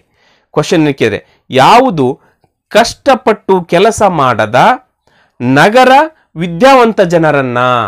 ನೋಡ್ರಿ, ಕಷ್ಟಪಟ್ಟು ಕೆಲಸ ಮಾಡದ ಅಂತಂದ್ರೆ ಶ್ರಮಶೀಲ ಅಲ್ಲದ. ಕಷ್ಟಪಟ್ಟು ಕೆಲಸ ಮಾಡೋದಂದ್ರೆ ಶ್ರಮಶೀಲ ಅಲ್ಲದ ಅಂದಾಗ ಶ್ರಮಶೀಲ ಯಾವ್ದೀಗದು? ಚೌಕ ತಾನೆ, ಚೌಕದಿಂದ ಹೊರಗೆ ಬಂದ್ಬಿಡ್ಬೇಕು. ಈ ಚೌಕದ ಒಳಗಡೆ ಬಂದ್ರೆ ಶ್ರಮಶೀಲ ವ್ಯಕ್ತಿಗಳು ಇವರು. ಬಟ್ ಶ್ರಮಶೀಲ ಅಲ್ಲದಂದಾಗ ಈ ಚೌಕನ ತೆಗೆದು ಬಿಡಿ, ಮುಗಿದೋಯ್ತಿ ಚೌಕದ್ದು. ಹೌದಾ? ಇದು ಒಳಗಡೆ ಬರ್ತಕ್ಕಂಥವು ಏನೂ ಅಲ್ಲ ಅಂತ ಅರ್ಥ. ಇದು ಒಳಗಡೆ ಬರ್ತಕ್ಕಂಥ ಶ್ರಮಶೀಲ ಆಗ್ತಾರೆ, ಬಟ್ ಅವರಲ್ಲಿ ಹೇಳ್ಬಿಟ್ಟಿದ್ದಾರೆ ಶ್ರಮಶೀಲ ಅಲ್ಲದ ಅಂದ್ರೆ ಈ ಚೌಕದ ಒಳಗಡೆ ಬರ್ತಕ್ಕಂಥವು ಯಾವ ಅಲ್ಲ. ನೆಕ್ಸ್ಟ್, ನಗರದ ವಿದ್ಯಾವಂತ ಜನರನ್ನ. ನಗರ ಅಂತಂದ್ರೆ ಇದು. ಹೌದಾ? ಅದರಲ್ಲಿ ವಿದ್ಯಾವಂತ ಅಂದಾಗ ನೋಡ್ರಿ, ಇಲ್ಲಿಗೆ ಇದು ವಿದ್ಯಾವಂತರು ಬಂತು, ಇಲ್ಲಿಗೆ ಇದು ನಗರ ಅಂತ ಬಂತು. ಹಾಗಾದ್ರೆ ಇದು ಕರೆಕ್ಟ್ ಆನ್ಸರ್. ಇಲ್ಲಿ ಒಳಗಡೆ ಬರ್ತಕ್ಕಂಥದ್ದು ನಗರದ ಜನರನ್ನು ಹೌದು, ವಿದ್ಯಾವಂತ ಜನರು, ಬಟ್ ಶ್ರಮಶೀಲ ಅಲ್ಲದಂದಾಗ ಕೇವಲ ಈ ಜಾಗದಲ್ಲಿ ಬರ್ತಕ್ಕಂಥವ್ರು ಏನಿದಲ್ಲ ಇದು ಶ್ರಮಶೀಲ ಅಲ್ಲದ, ಕಷ್ಟಪಟ್ಟು ದುಡಿಯದ ನಗರದ ಜನಸಂಖ್ಯೆ, ವಿದ್ಯಾವಂತರ ಜನಸಂಖ್ಯೆ, ಈ 4 ಇದೆಲ್ಲ ಕರೆಕ್ಟ್ ಆನ್ಸರ್ ಇದು. ಕ್ಲಿಯರ್. ಕೇವಲ 1 ಇದೆಲ್ಲ ಇದು ನಗರದ ಜನಸಂಖ್ಯೆ, ಕೇವಲ 7 ಇದೆಲ್ಲ ಕೇವಲ ವಿದ್ಯಾವಂತರು, ಇವರು ನಗರದ ಜನಸಂಖ್ಯೆ ಅಲ್ಲ, ಇವರು ಹಳ್ಳಿಯವರು ಇರ್ಬೋದು. ಹೌದಾ? ಎಸ್, ಇದು ಕ್ಲಿಯರ್ ಆಗಿರ್ತಕ್ಕಂಥ. ಕ್ಲಿಯರ್ ಆಗಿ ಗೊತ್ತಾಯ್ತು. ಎಸ್, ಮುಂದಿನ ಕ್ವಶನ್ ನೋಡ್ಬೋದಾ? ಹಾಗಾದ್ರೆ ಇಲ್ಲಿ ಏನಿದೆ ಉತ್ತರ? ಎಸ್, 4 ಈಸ್ ರೈಟ್ ಆನ್ಸರ್ ಆಗುತ್ತೆ. ಆಯ್ಕೆ C is right answer. Clear. ಮುಂದಿನ ಕ್ವಶನ್ ನೋಡ್ಬೋದಾ? Question number 8. ಈ ಮೇಲಿನ ಚಿತ್ರದಲ್ಲಿ ತೋರಿಸಿರುವಂತೆ ಬೃಹತ್ ಗೋಡಂಬಿ ತೋಟದ 4 ಮೂಲೆಗಳಲ್ಲಿ 4 ಭದ್ರತಾ ಸಿಬ್ಬಂದಿಗಳು PQRS ಗಳನ್ನು ನಿಯೋಜಿಸಲಾಗಿದೆ. PQRS ಅಂತೇಳಿ ಇದೊಂದು ತೋಟ. ಈ ತೋಟ ಡೈರೆಕ್ಷನ್ ಕೊಟ್ಟಿದ್ದಾರೆ, ಈ ಕಡೆ ನಾರ್ತ್, ಸೌತ್, ಈಸ್ಟ್, ವೆಸ್ಟ್. ಅವ್ರು ಹಿಂಗೆ ಕೊಟ್ಟಿದ್ದಾರೆ. 4 ಜನ ಭದ್ರತಾ ಸಿಬ್ಬಂದಿಯನ್ನು ನೇಮಕ ಮಾಡಿದ್ದಾರೆ. ಎಸ್, ಕ್ವಶನ್ ನೋಡ್ರಿ. ಮೊದಲ ಸ್ಥಾನದಿಂದ P ಮತ್ತು R ಕರ್ಣೀಯವಾಗಿ ವಿರುದ್ಧ ಮೂಲೆಗಳಿಗೆ ಚಲಿಸುತ್ತಾರೆ. ನೋಡ್ರಿ, P ಮತ್ತು R ಕರ್ಣೀಯವಾಗಿ ಅಂದ್ರೆ ನೋಡ್ರಿ, ಇಷ್ಟಿದೆನಾ ತೋಟ, ಇದು ಕಾಣ್ತಾ ಇದೇನದು? ಎಸ್, ಇಲ್ಲಿ ಯಾರಾದ್ರೆ Q ಮತ್ತು S ಇದ್ದಾರೆ. ಇಲ್ಲಿ R ಇದನ್ನೆಲ್ಲ ಕರ್ಣೀಯವಾಗಿ ಚಲಿಸುತ್ತಾರೆ ಅಂದ್ರೆ ಇದು ಕರ್ಣ ಅಂತ ಕರಿತೀವಿ. ಇಲ್ಲಿ ಇರ್ತಕ್ಕಂಥ 6 ಇಲ್ಲಿ ಬಂದು ಜಾಯಿನ್ ಆಗ್ತಾನೆ. ಹೌದಾ? ಇಲ್ಲಿ P ಇದನ್ನಲ್ಲ, ಈ P ಈ ಕಡೆ ಬಂದು ಕರ್ಣೀಯವಾಗಿ ಬಂದು ಈ ಕಡೆ ಬಂದು ಜಾಯಿನ್ ಆಗ್ತಾನೆ. ಇಲ್ಲಿ ಈಗ ಇವೆರಡು ಪ್ಲೇಸಲ್ಲಿ ಯಾರಲ್ಲ, ಇಲ್ಲಿ Q ಮತ್ತು P ಇದ್ದಾನೆ, ಇಲ್ಲಿ S ಮತ್ತು R ಇದ್ದಾರೆ. ಹೌದಾ? Yes, next. ಮತ್ತು ನಂತರ ಪ್ರತಿಯೊಂದು ಇಲ್ಲಿ ಸ್ವಲ್ಪ ಕ್ವಶನ್ ಕನ್ಫ್ಯೂಷನ್ ಇದೆ ಇದು. ಹೌದಾ? ಪ್ರತಿಯೊಂದು ಪ್ರದಕ್ಷಿಣಾಕಾರವಾಗಿ ದಿಕ್ಕಿನಲ್ಲಿ ಚಲಿಸುತ್ತಾರೆ ಅಂದ್ರೆ ಕ್ಲಾಕ್ ವೈಸ್ ತಿರುಗುತ್ತಾರೆ. ಈಗ ಇವರಿಬ್ರು ಅದಾರೆ, ಇವರಿಬ್ರು ಕ್ಲಾಕ್ ವೈಸ್ ತಿರುಗ್ತಾರೋ ಏನ? P ಮತ್ತು ಇಲ್ಲಿ ಬಂದಿರತಕ್ಕಂಥ P ಮತ್ತು R ಮಾತ್ರ ಕ್ಲಾಕ್ ವೈಸ್ ತಿರುಗ್ತಾರೋ. 1. ಎರಡನೇ ಡೌಟ್ ಏನಂತ ಹೇಳಿದ್ರೆ ಒಂದೇ ಮೂಲಿಗೆ ತಿರುಗ್ತಾರೋ ಏನು ನಿರಂತರವಾಗಿ ಹಂಗೆ ತಿರುಗ್ತಾ ಇರ್ತಾರೋ, ಆ ರೀತಿ ಇರ್ಬೋದಲ್ಲ. ಪ್ರತಿಯೊಂದು ಪ್ರದಕ್ಷಿಣ ದಿಕ್ಕಿನಲ್ಲಿ ಚಲಿಸುತ್ತಾರೆ. ಈ ಸಮಯದಲ್ಲಿ ಯಾವ ಮೂಲೆಯಲ್ಲಿ ಮಾನವರಹಿತವಾಗಿದೆ? ಈಗ ನೋಡ್ರಿ, ಈಗ ಇಲ್ಲಿನೂ ಮಾನವ ಇಲ್ಲ, ಇಲ್ಲಿನೂ ಮಾನವಿಲ್ಲ, ಭದ್ರತಾ ಸಿಬ್ಬಂದಿ ಇಲ್ಲಿನೂ ಇಲ್ಲ, ಇಲ್ಲಿನೂ ಇಲ್ಲ. ಈಗ ಚಲಿಸಬೇಕಾದ್ರೆ ಕ್ಯೂ ಮತ್ತು ಎಸ್ ದವ್ರು ಏನು ಹೇಳಿಲ್ಲ, ಬಿಟ್ಟು ಬಿಡೋಣ ಅದ್ರ ಸಲುವಾಗಿ. ಹೌದಾ, ನಾವು ಕ್ಯೂ ಪಿ ಎಲ್ಲರೂ 4 ಜನ ಪ್ರದಕ್ಷಿಣವಾಗಿ ತಿರುಗ್ತಾರೆ ಅನ್ನಕ್ಕೆ ಇಲ್ಲಿ ನಮಗೆ ಬೇಕಾಗಿರೋದು ಆರ್ ಮತ್ತು ಪಿ. ಪಿ ಇಲ್ಲಿದ್ದಾನೆ, ಪ್ರದಕ್ಷಿಣವಾಗಿ ತಿರುಗಿದಾಗ ಇಲ್ಲಿ ಬರ್ತಾನೆ ಪಿ. ಹೌದಾ, ನೋಡ್ರಿ ಅದು ಒಂದು ಹಾಕ್ತೀನಿ. ಹೌದಾ, ಈ ಪಿ ಏನ್ ಮಾಡ್ತಾನೆ, ಇಲ್ಲಿಗೆ ಬರ್ತಾನೆ, ಅಂದ್ರೆ ಈ ಪ್ಲೇಸಿಗೆ ಬರ್ತಾನೆ. ಈ ಆರ್ ಏನಾಗುತ್ತೆ, ಇಲ್ಲಿಗೆ ಬರ್ತಾನೆ. ಕ್ಯೂ ಮೊದ್ಲಕ್ಕೆ ಇರ್ತಾನೆ, ಆರ್ ಬಂದು ಜಾಯಿನ್ ಆಗ್ತಾನೆ. ಇಲ್ಲಿ ಆರ್ ಬಂದ್ಮೇಲೆ ಇವನ್ ಎಸ್, ಕ್ಯೂ ಮತ್ತು ಎಸ್ ಹಂಗೆ ಇದ್ದ ಪ್ಲೇಸ್ ಹಂಗೆ ಇರುತ್ತೆ. ಪ್ಲಸ್ ಬಟ್ ಇಲ್ಲಿ ಏನಾಗುತ್ತೆ ನೋಡ್ರಿ, ಪಿ ಬರೋದಕ್ಕಿಂತ ಮುಂಚೆ ಇಲ್ಲಿ ಯಾರು ಇರಲಿಲ್ಲ. ಬಟ್ ಹಾಗಾದ್ರೆ ಆನ್ಸರ್ ಇದು ಇರ್ಬೋದೇನೋ, ಈ ಮೂಲಿ ಇರ್ಬೋದೇನೋ ಅಂತ ನನ್ನ ಅನಿಸಿಕೆ. ಬಟ್ ಇದು ಈಗ ಒಂದೇ ಬಂದು ಅಂದ್ರೆ ಪ್ರದಕ್ಷಿಣವಾಗಿ ಒಂದಕ್ಕೆ ಬಂದು ಒಂದ ಮೂಲಿಗೆ ಬಂದು ನಿಂತುಕೊಂಡ ಮೇಲೆ ಮಾನವರಹಿತವಾಗಿರ್ತಕ್ಕಂಥ ಮೂಲೆ ಯಾವುದು, ಸ್ಥಾನ ಯಾವುದು ಅಂತ ಕ್ವಶನ್ ಕೇಳಿದರೆ ಅದು ಮಾನವರಹಿತವಾಗಿರ್ತಕ್ಕಂಥದ್ದು. ಅವ್ರು ಏನ್ ಕೇಳಿದ್ರೆ ನೋಡ್ರಿ, ಪ್ರದಕ್ಷಿಣವಾಗಿ ಚಲಿಸುತ್ತಾರೆ. ಈ ಸಮಯದಲ್ಲಿ ಯಾವ ಮೂಲೆಯಲ್ಲಿ ಮಾನವರಹಿತವಾಗಿದೆ? ಈಗ ಮೊದಲ ಕನ್ಫ್ಯೂಷನ್ ಹೇಳಿದೆ ನಾನು, ಕ್ಯೂ ಪಿ ಮತ್ತು ಎಸ್ ಆರ್ ಇಲ್ಲಿದ್ದಾರೆ. ಈಗ ಪ್ರದಕ್ಷಿಣವಾಗಿ ಸುತ್ತುವಾಗ ಪಿ ಮತ್ತು ಆರ್ ಮಾತ್ರ ಸುತ್ತುತ್ತಾರೆ. ಪಿ ಇಲ್ಲಿ ಬರುತ್ತೆ, ಇಲ್ಲಿ ಕೂಡ ಮಾನವರಹಿತ ಇದೆ. ಹೌದಾ, ಪ್ರದಕ್ಷಿಣ. ಹಾಗಾದ್ರೆ ಇದು ಕೂಡ ಆನ್ಸರ್ ಇರ್ಬೋದಲ್ಲ.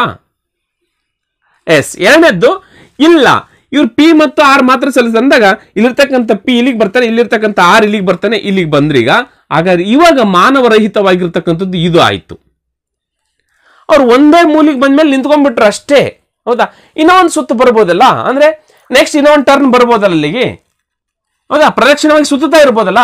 ಎಸ್, ಆ ರೀತಿ ಇಲ್ಲ. ಬಟ್ ಇದು ಅದೇ ಕನ್ಫ್ಯೂಷನ್ ಇಲ್ದ. ಬಟ್ ಇದು ಆನ್ಸರ್ ಇರ್ತಕ್ಕಂಥದ್ದು ಈ ಪ್ಲೇಸ್ ಅಲ್ಲಿ ಮಾತ್ರ ಒಂದು ಸುತ್ತು ಬಂದು, ಅಂದ್ರೆ ಒಂದೇ ಸಾರಿ ಬಂದು ಒಂದು ಮೂಲಿಂದ ಇನ್ನೊಂದು ಮೂಲಿಗೆ ಪ್ರದಕ್ಷಿಣವಾಗಿ ಬಂದು ನಿಲ್ಲುತ್ತಾರೆ. ಅವಾಗ ಮಾನವರಹಿತವಾಗಿರ್ತಕ್ಕಂಥದ್ದು ಈ ಪ್ಲೇಸ್. ಯಾರ್ದು? ಪಿ ನ ಮೂಲ ಸ್ಥಾನ ಇದು. ಪಿ ನ ಮೂಲ ಸ್ಥಾನ ಇದು. ಆ ಪ್ಲೇಸ್ ಇರುತ್ತೆ, ವೇಕೆನ್ಸಿ ಇರ್ತತಿ. ಅಂದ್ರೆ ಅಲ್ಲಿ ಯಾರು ಮಾನವರಹಿತ ಇರಲ್ಲ. ಹಾಗಾದ್ರೆ ಆ ಪ್ಲೇಸ್ ಯಾವುದು? South East. ಸೌತ್ ಈಸ್ಟ್ ಅಂದ್ರೆ ಉ ಈ ಪು ಆ ದ ಅಂತಂದ್ರೆ ಇಲ್ಲಿ ಬರ್ತಕ್ಕಂಥ ದಿಕ್ಕು ಯಾವ್ದು? ಆಗ್ನೇಯ ದಿಕ್ಕಿಗೆ ಮಾನವರಹಿತ.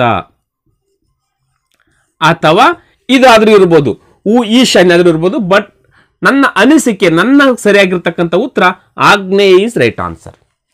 ಕ್ಲಿಯರ್? Next question 9. ಇದರ ಮೌಲ್ಯವೇನು? ಭಿನ್ನ ರಾಶಿ ಅದ. 1/2 - 3 -4/5 - 6 -7/8 - 9. ಇದ್ರ ವ್ಯಾಲ್ಯೂ ಏನು? ಇದನ್ನು ಸರಳೀಕರಿಸಿದಾಗ ಎಷ್ಟು ಬರುತ್ತೆ ಅಂತ ಕ್ವಶನ್ ಕೇಳಿದೆ. ಎಸ್, ಇರಲಿ. ಇಲ್ಲಿ ಭಿನ್ನ ರಾಶಿ ಛೇದದಲ್ಲಿ ಮೈನಸ್ ಅದ. ಇದನ್ನ ಮಾಡೋಣ ಮೊದಲು. 1/2ರಲ್ಲಿ 3 ಕಳೆದ್ರೆ ಎಷ್ಟು? ಬರಲ್ಲ. ಇಲ್ಲಿ ಮೈನಸ್ ಏನದ? 2ರಲ್ಲಿ 3 ಕಳಿಬೇಕಂತ ಅದ. ಕಳಿಬೇಕಾದ್ರೆ ಏನ್ ಮಾಡಬೇಕು? ದೊಡ್ಡದರಲ್ಲಿ ಚಿಕ್ಕದನ್ನ ಕಳೆದು ದೊಡ್ಡ ಅಂಕಿ ಚಿಹ್ನೆ ಇಡಬೇಕು. ಇದು ನಿಯಮ. ಹಾಗಾದ್ರೆ 3ರಲ್ಲಿ 2 ಹೋದ್ರೆ 1, ದೊಡ್ಡ ಅಂಕಿ ಚಿಹ್ನೆ -1. ಕ್ಲಿಯರಾ? ಈ ಮೈನಸ್ ಮೇಲೆ 4 ಇದೆ, 4ಕ್ಕೆ 4. ಇಲ್ಲಿ ಕೂಡ 5ರಲ್ಲಿ 6 ಕಳಿಬೇಕು. ಅವಾಗ ಏನ್ ಮಾಡಬೇಕು? 6ರಲ್ಲಿ 5 ಕಳೆದು ಇದು ಪ್ಲಸ್ ಇಂಟು ಮೈನಸ್ ಆಗುತ್ತೆ. ದೊಡ್ಡರಲ್ಲಿ ಚಿಕ್ಕದನ್ನ ಕಳಿಬೇಕು, ದೊಡ್ಡ ಅಂಕಿ ಚಿಹ್ನೆ ಹಚ್ಚಬೇಕು. ಹೌದು ತಾನೆ? 6ರಲ್ಲಿ 5 ಹೋದ್ರೆ 1, ಇವೆರಡರಲ್ಲಿ ದೊಡ್ಡದು 6 ಚಿಹ್ನೆ ಮೈನಸ್. ಇಲ್ಲಿ ಮೈನಸ್, ಇಲ್ಲಿ ಮೈನಸ್, ಮೇಲೆ 7 ಇದೆ. ಇಲ್ಲಿ ಕೂಡ ಅದೇ ರೀತಿ 8ರಲ್ಲಿ 9 ಹೋಗಲ್ಲ, 9ರಲ್ಲಿ 8 ಹೋದ್ರೆ 1, ದೊಡ್ಡ ಅಂಕಿ ಚಿಹ್ನೆ ಮೈನಸ್. ಇಲ್ಲಿ ನೋಡ್ರಿ, ಭಿನ್ನ ರಾಶಿಗಳಲ್ಲಿ ಯಾವಾಗಲೂ ಛೇದಗಳು ಸಮ ಇರಬೇಕು ಅಂತ ಹೇಳಿದ್ವಿ. ಇಲ್ಲಿ ಸಮ ಬಂದ್ಬಿಟ್ಟಿದ್ದೇವೆ. -1 -1 ತೊಂದರೆನೇ ಇಲ್ಲ. ಬೇರೆದು ಯಾವುದಾದ್ರೂ ಇತ್ತು ಅಂತ ಹೇಳಿದ್ರೆ, ಬೇರೆ ಸಂಖ್ಯೆ ಇತ್ತು ಅಂತ ಹೇಳಿದ್ರೆ ಒಂದು ವೇಳೆ ಅವಾಗ ಏನ್ ಮಾಡ್ತೀವಿ? ಲಸ ತೆಗಿತಿದ್ವಿ. ಇಲ್ಲಿ ಲಸ ತೆಗೆದುಕೊಳ್ತಕ್ಕಂಥ ಅವಶ್ಯಕತೆನೇ ಇಲ್ಲ. ಈಸಿಯಾಗಿ ಮೈನಸ್ ಅನ್ನ ಮಾತ್ರ ತೆಗಿಬೇಕು ನಾವು ಅಷ್ಟೇ ಈಗ. ಹೌದಾ? ಯಾಕಂದ್ರೆ ಮೈನಸ್ ಅಲ್ಲಿ ಮೈನಸ್ ಅನ್ನ ಮಾತ್ರ ತೆಗೆದು ಈ ಒಂದನ್ನ ತೆಗೆದಾಕ್ಬಿಟ್ರೆ ಎಲ್ಲ ಕಡೆಗೆ ಒಂದೇ ಇರೋದ್ರಿಂದ ಇದು ನಾವು ನೇರವಾಗಿ ಮಾಡ್ಕೊಳ್ಬೇಕು. ಮೈನಸ್ ಇಲ್ಲಿ ಪ್ಲಸ್ ಇದೆ ತಾನೆ, ಮೈನಸ್ ಇಂಟು ಪ್ಲಸ್ ಮೈನಸ್ ಆಯ್ತು. ಮೈನಸ್ ಇಲ್ಲಿ ಪ್ಲಸ್ ಮೈನಸ್ ಆಯ್ತು. ಅವಾಗ ಏನ್ ಬಂತು? ಇದು 1ಕ್ಕೆ 1. 1 ಇರೋದ್ರಿಂದ 1 ತೆಗೆದಾಕ್ತೀವಿ. ಕೆಳಗಡೆ 1 ಬಂದ್ರೆ ಬಿಟ್ರೆ ಅಷ್ಟೇ. 5/1 ಅಂದ್ರೂ ಅಷ್ಟೇ, 5 ಅಂದ್ರೂ ಅಷ್ಟೇ. ಹೌದಾ? ಈಗ ನಾವು 1 ಹಚ್ಕೊಂಡ್ವಿ. ಈಗ ಮೈನಸ್ ಇಂಟು ಮೈನಸ್ ಪ್ಲಸ್ ಆಯ್ತು. ಈ 4 ಹಚ್ಕೊಂಡ್ವಿ. ಈ 1 ಕೆಳಗಡೆ ಬರ್ತೆ, ಬಿಟ್ಟು ಬಿಡ್ರಿ. ಮೈನಸ್ ಇಂಟು ಮೈನಸ್ ಪ್ಲಸ್ ಮೇಲೆ ಎಷ್ಟು ಬಂತು? 7 ಬಂತು. ಕೆಳಗಡೆ ಎಲ್ಲ ಇದಕ್ಕೊಂದು ಬರುತ್ತೆ, ಇದಕ್ಕೊಂದು ಬರುತ್ತೆ, ಇದಕ್ಕೊಂದು ಬರುತ್ತೆ. 1 ಅನ್ನ ತೆಗೆದುಬಿಟ್ಟು ನಾವು ಹೌದಾ ಇಟ್ಟರು ಅಷ್ಟೇ. ಇವಾಗ ನೋಡ್ರಿ 4ರಲ್ಲಿ 1 ಹೋದ್ರೆ 3, ನೀವು ಇವೆರಡು ಮೊದಲಾದ್ರೂ ಮಾಡ್ಕೊಳ್ಬಹುದು, ಆಮೇಲೆ ಇದನ್ನ ಮಾಡ್ಕೊಳ್ಬಹುದು. ನೋಡ್ರಿ -1 ಪ್ಲಸ್ 11 7 4 11. ಈಗ 11ರಲ್ಲಿ 1ಅನ್ನು ಏನ್ ಮಾಡಬೇಕು, ಪ್ಲಸ್ ಇಂಟು ಮೈನಸ್ ಮಾಡಬೇಕು. 11ರಲ್ಲಿ 1 ಹೋದ್ರೆ 10, ಇವೆರಡರಲ್ಲಿ ದೊಡ್ಡದು ಯಾವುದು 11, ಆ 11ರ ಚಿಹ್ನೆ ಯಾವುದು ಪ್ಲಸ್, ಹಾಗಾದ್ರೆ ಏನಿಲ್ಲ ಅಂದ್ರೆ ಪ್ಲಸ್ ಇರ್ತಿದ್ರಿಂದ ಹಾಗಾದ್ರೆ ದ ವ್ಯಾಲ್ಯೂ ಈಸ್ ಇದ್ರದ್ದು ಮೌಲ್ಯ ಎಷ್ಟು 10 ಇಸ್ ರೈಟ್ ಆನ್ಸರ್. ಕ್ಲಿಯರ್? ಇದ್ರ ಉತ್ತರ ಎಷ್ಟು 10. ಗೊತ್ತಾಯ್ತು? ಎಸ್, ಮುಂದಿನ ಕ್ವಶನ್ 10. ಬಿಹೇವಿಯರ್ ಪದವು ಇಂಪ್ರೋಪ್ರಿಯಿಟಿ ಎನ್ನುವುದಕ್ಕೆ ಹೇಗೆ ಸಂಬಂಧಿಸಿದೆಯೋ ಅದೇ ರೀತಿಯಲ್ಲಿ ವರ್ಡ್ ಯಾವುದಕ್ಕೆ ಸಂಬಂಧಿಸಿದೆ ನೋಡ್ರಿ.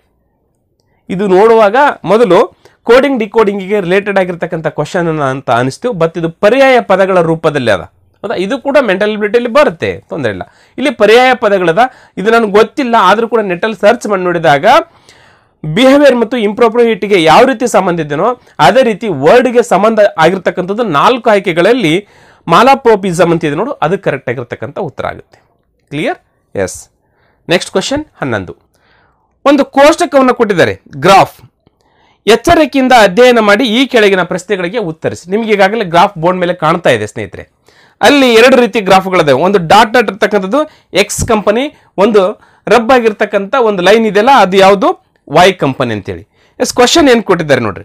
2008 ಮತ್ತು 2009ರಲ್ಲಿ ವಾಯು ಕಂಪನಿ ಖರ್ಚು ಕ್ರಮವಾಗಿ 25 ಲಕ್ಷ ಮತ್ತು 30 ಲಕ್ಷ ಮಾಡುತ್ತೆ ನೋಡ್ರಿ.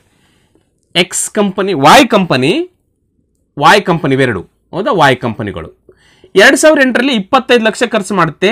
ವಾಯು ಕಂಪನಿ ಅದೇ 2009ರಲ್ಲಿ ವಾಯು ಕಂಪನಿ ಖರ್ಚು ಕ್ರಮವಾಗಿ 25 ಲಕ್ಷ ಮತ್ತು 30 ಲಕ್ಷ 20 ಲಕ್ಷ 25 ಲಕ್ಷ 35 ಲಕ್ಷ 2008 ಮತ್ತು 2009ರಿಗೆ ಖರ್ಚು ಮಾಡ್ತವೆ ಎಕ್ಸ್ಪೆಂಡಿಚರ್ ಹೌದಾ. ಎಸ್, 2008 ಮತ್ತು 2009ರಲ್ಲಿ ವಾಯು ಕಂಪನಿಯ ಒಟ್ಟು ಆದಾಯ ಎಷ್ಟು ನೋಡ್ರಿ. ಹಾಗಾದ್ರೆ 2008 ಮತ್ತು 2009ರಲ್ಲಿ ಒಟ್ಟು ಆದಾಯ ಎಷ್ಟು ಅಂತ ಕ್ವಶನ್ ಕೇಳಿದ್ದಾರೆ. ಪ್ರಾಫಿಟ್ ಎಷ್ಟಾಯ್ತು ಟೋಟಲ್, ಇಲ್ಲ ಶೇಕಡ ಲಾಭ ಕೊಟ್ಟಿದ್ದಾರೆ ನಮಗೆ ಹೌದಾ. ನಾನು ಕೂಡ ಬರ್ಕೊಂಡಿದ್ದೀನಿ, ನಿಮ್ಮ ಕೋಷ್ಟಕದಲ್ಲಿ ಕಾಣ್ತಾ ಇದೆ. 2008ರಲ್ಲಿ ಶೇಕಡ ಲಾಭ ಎಷ್ಟಿದೆ? 50% ಲಾಭ ಇದೆ.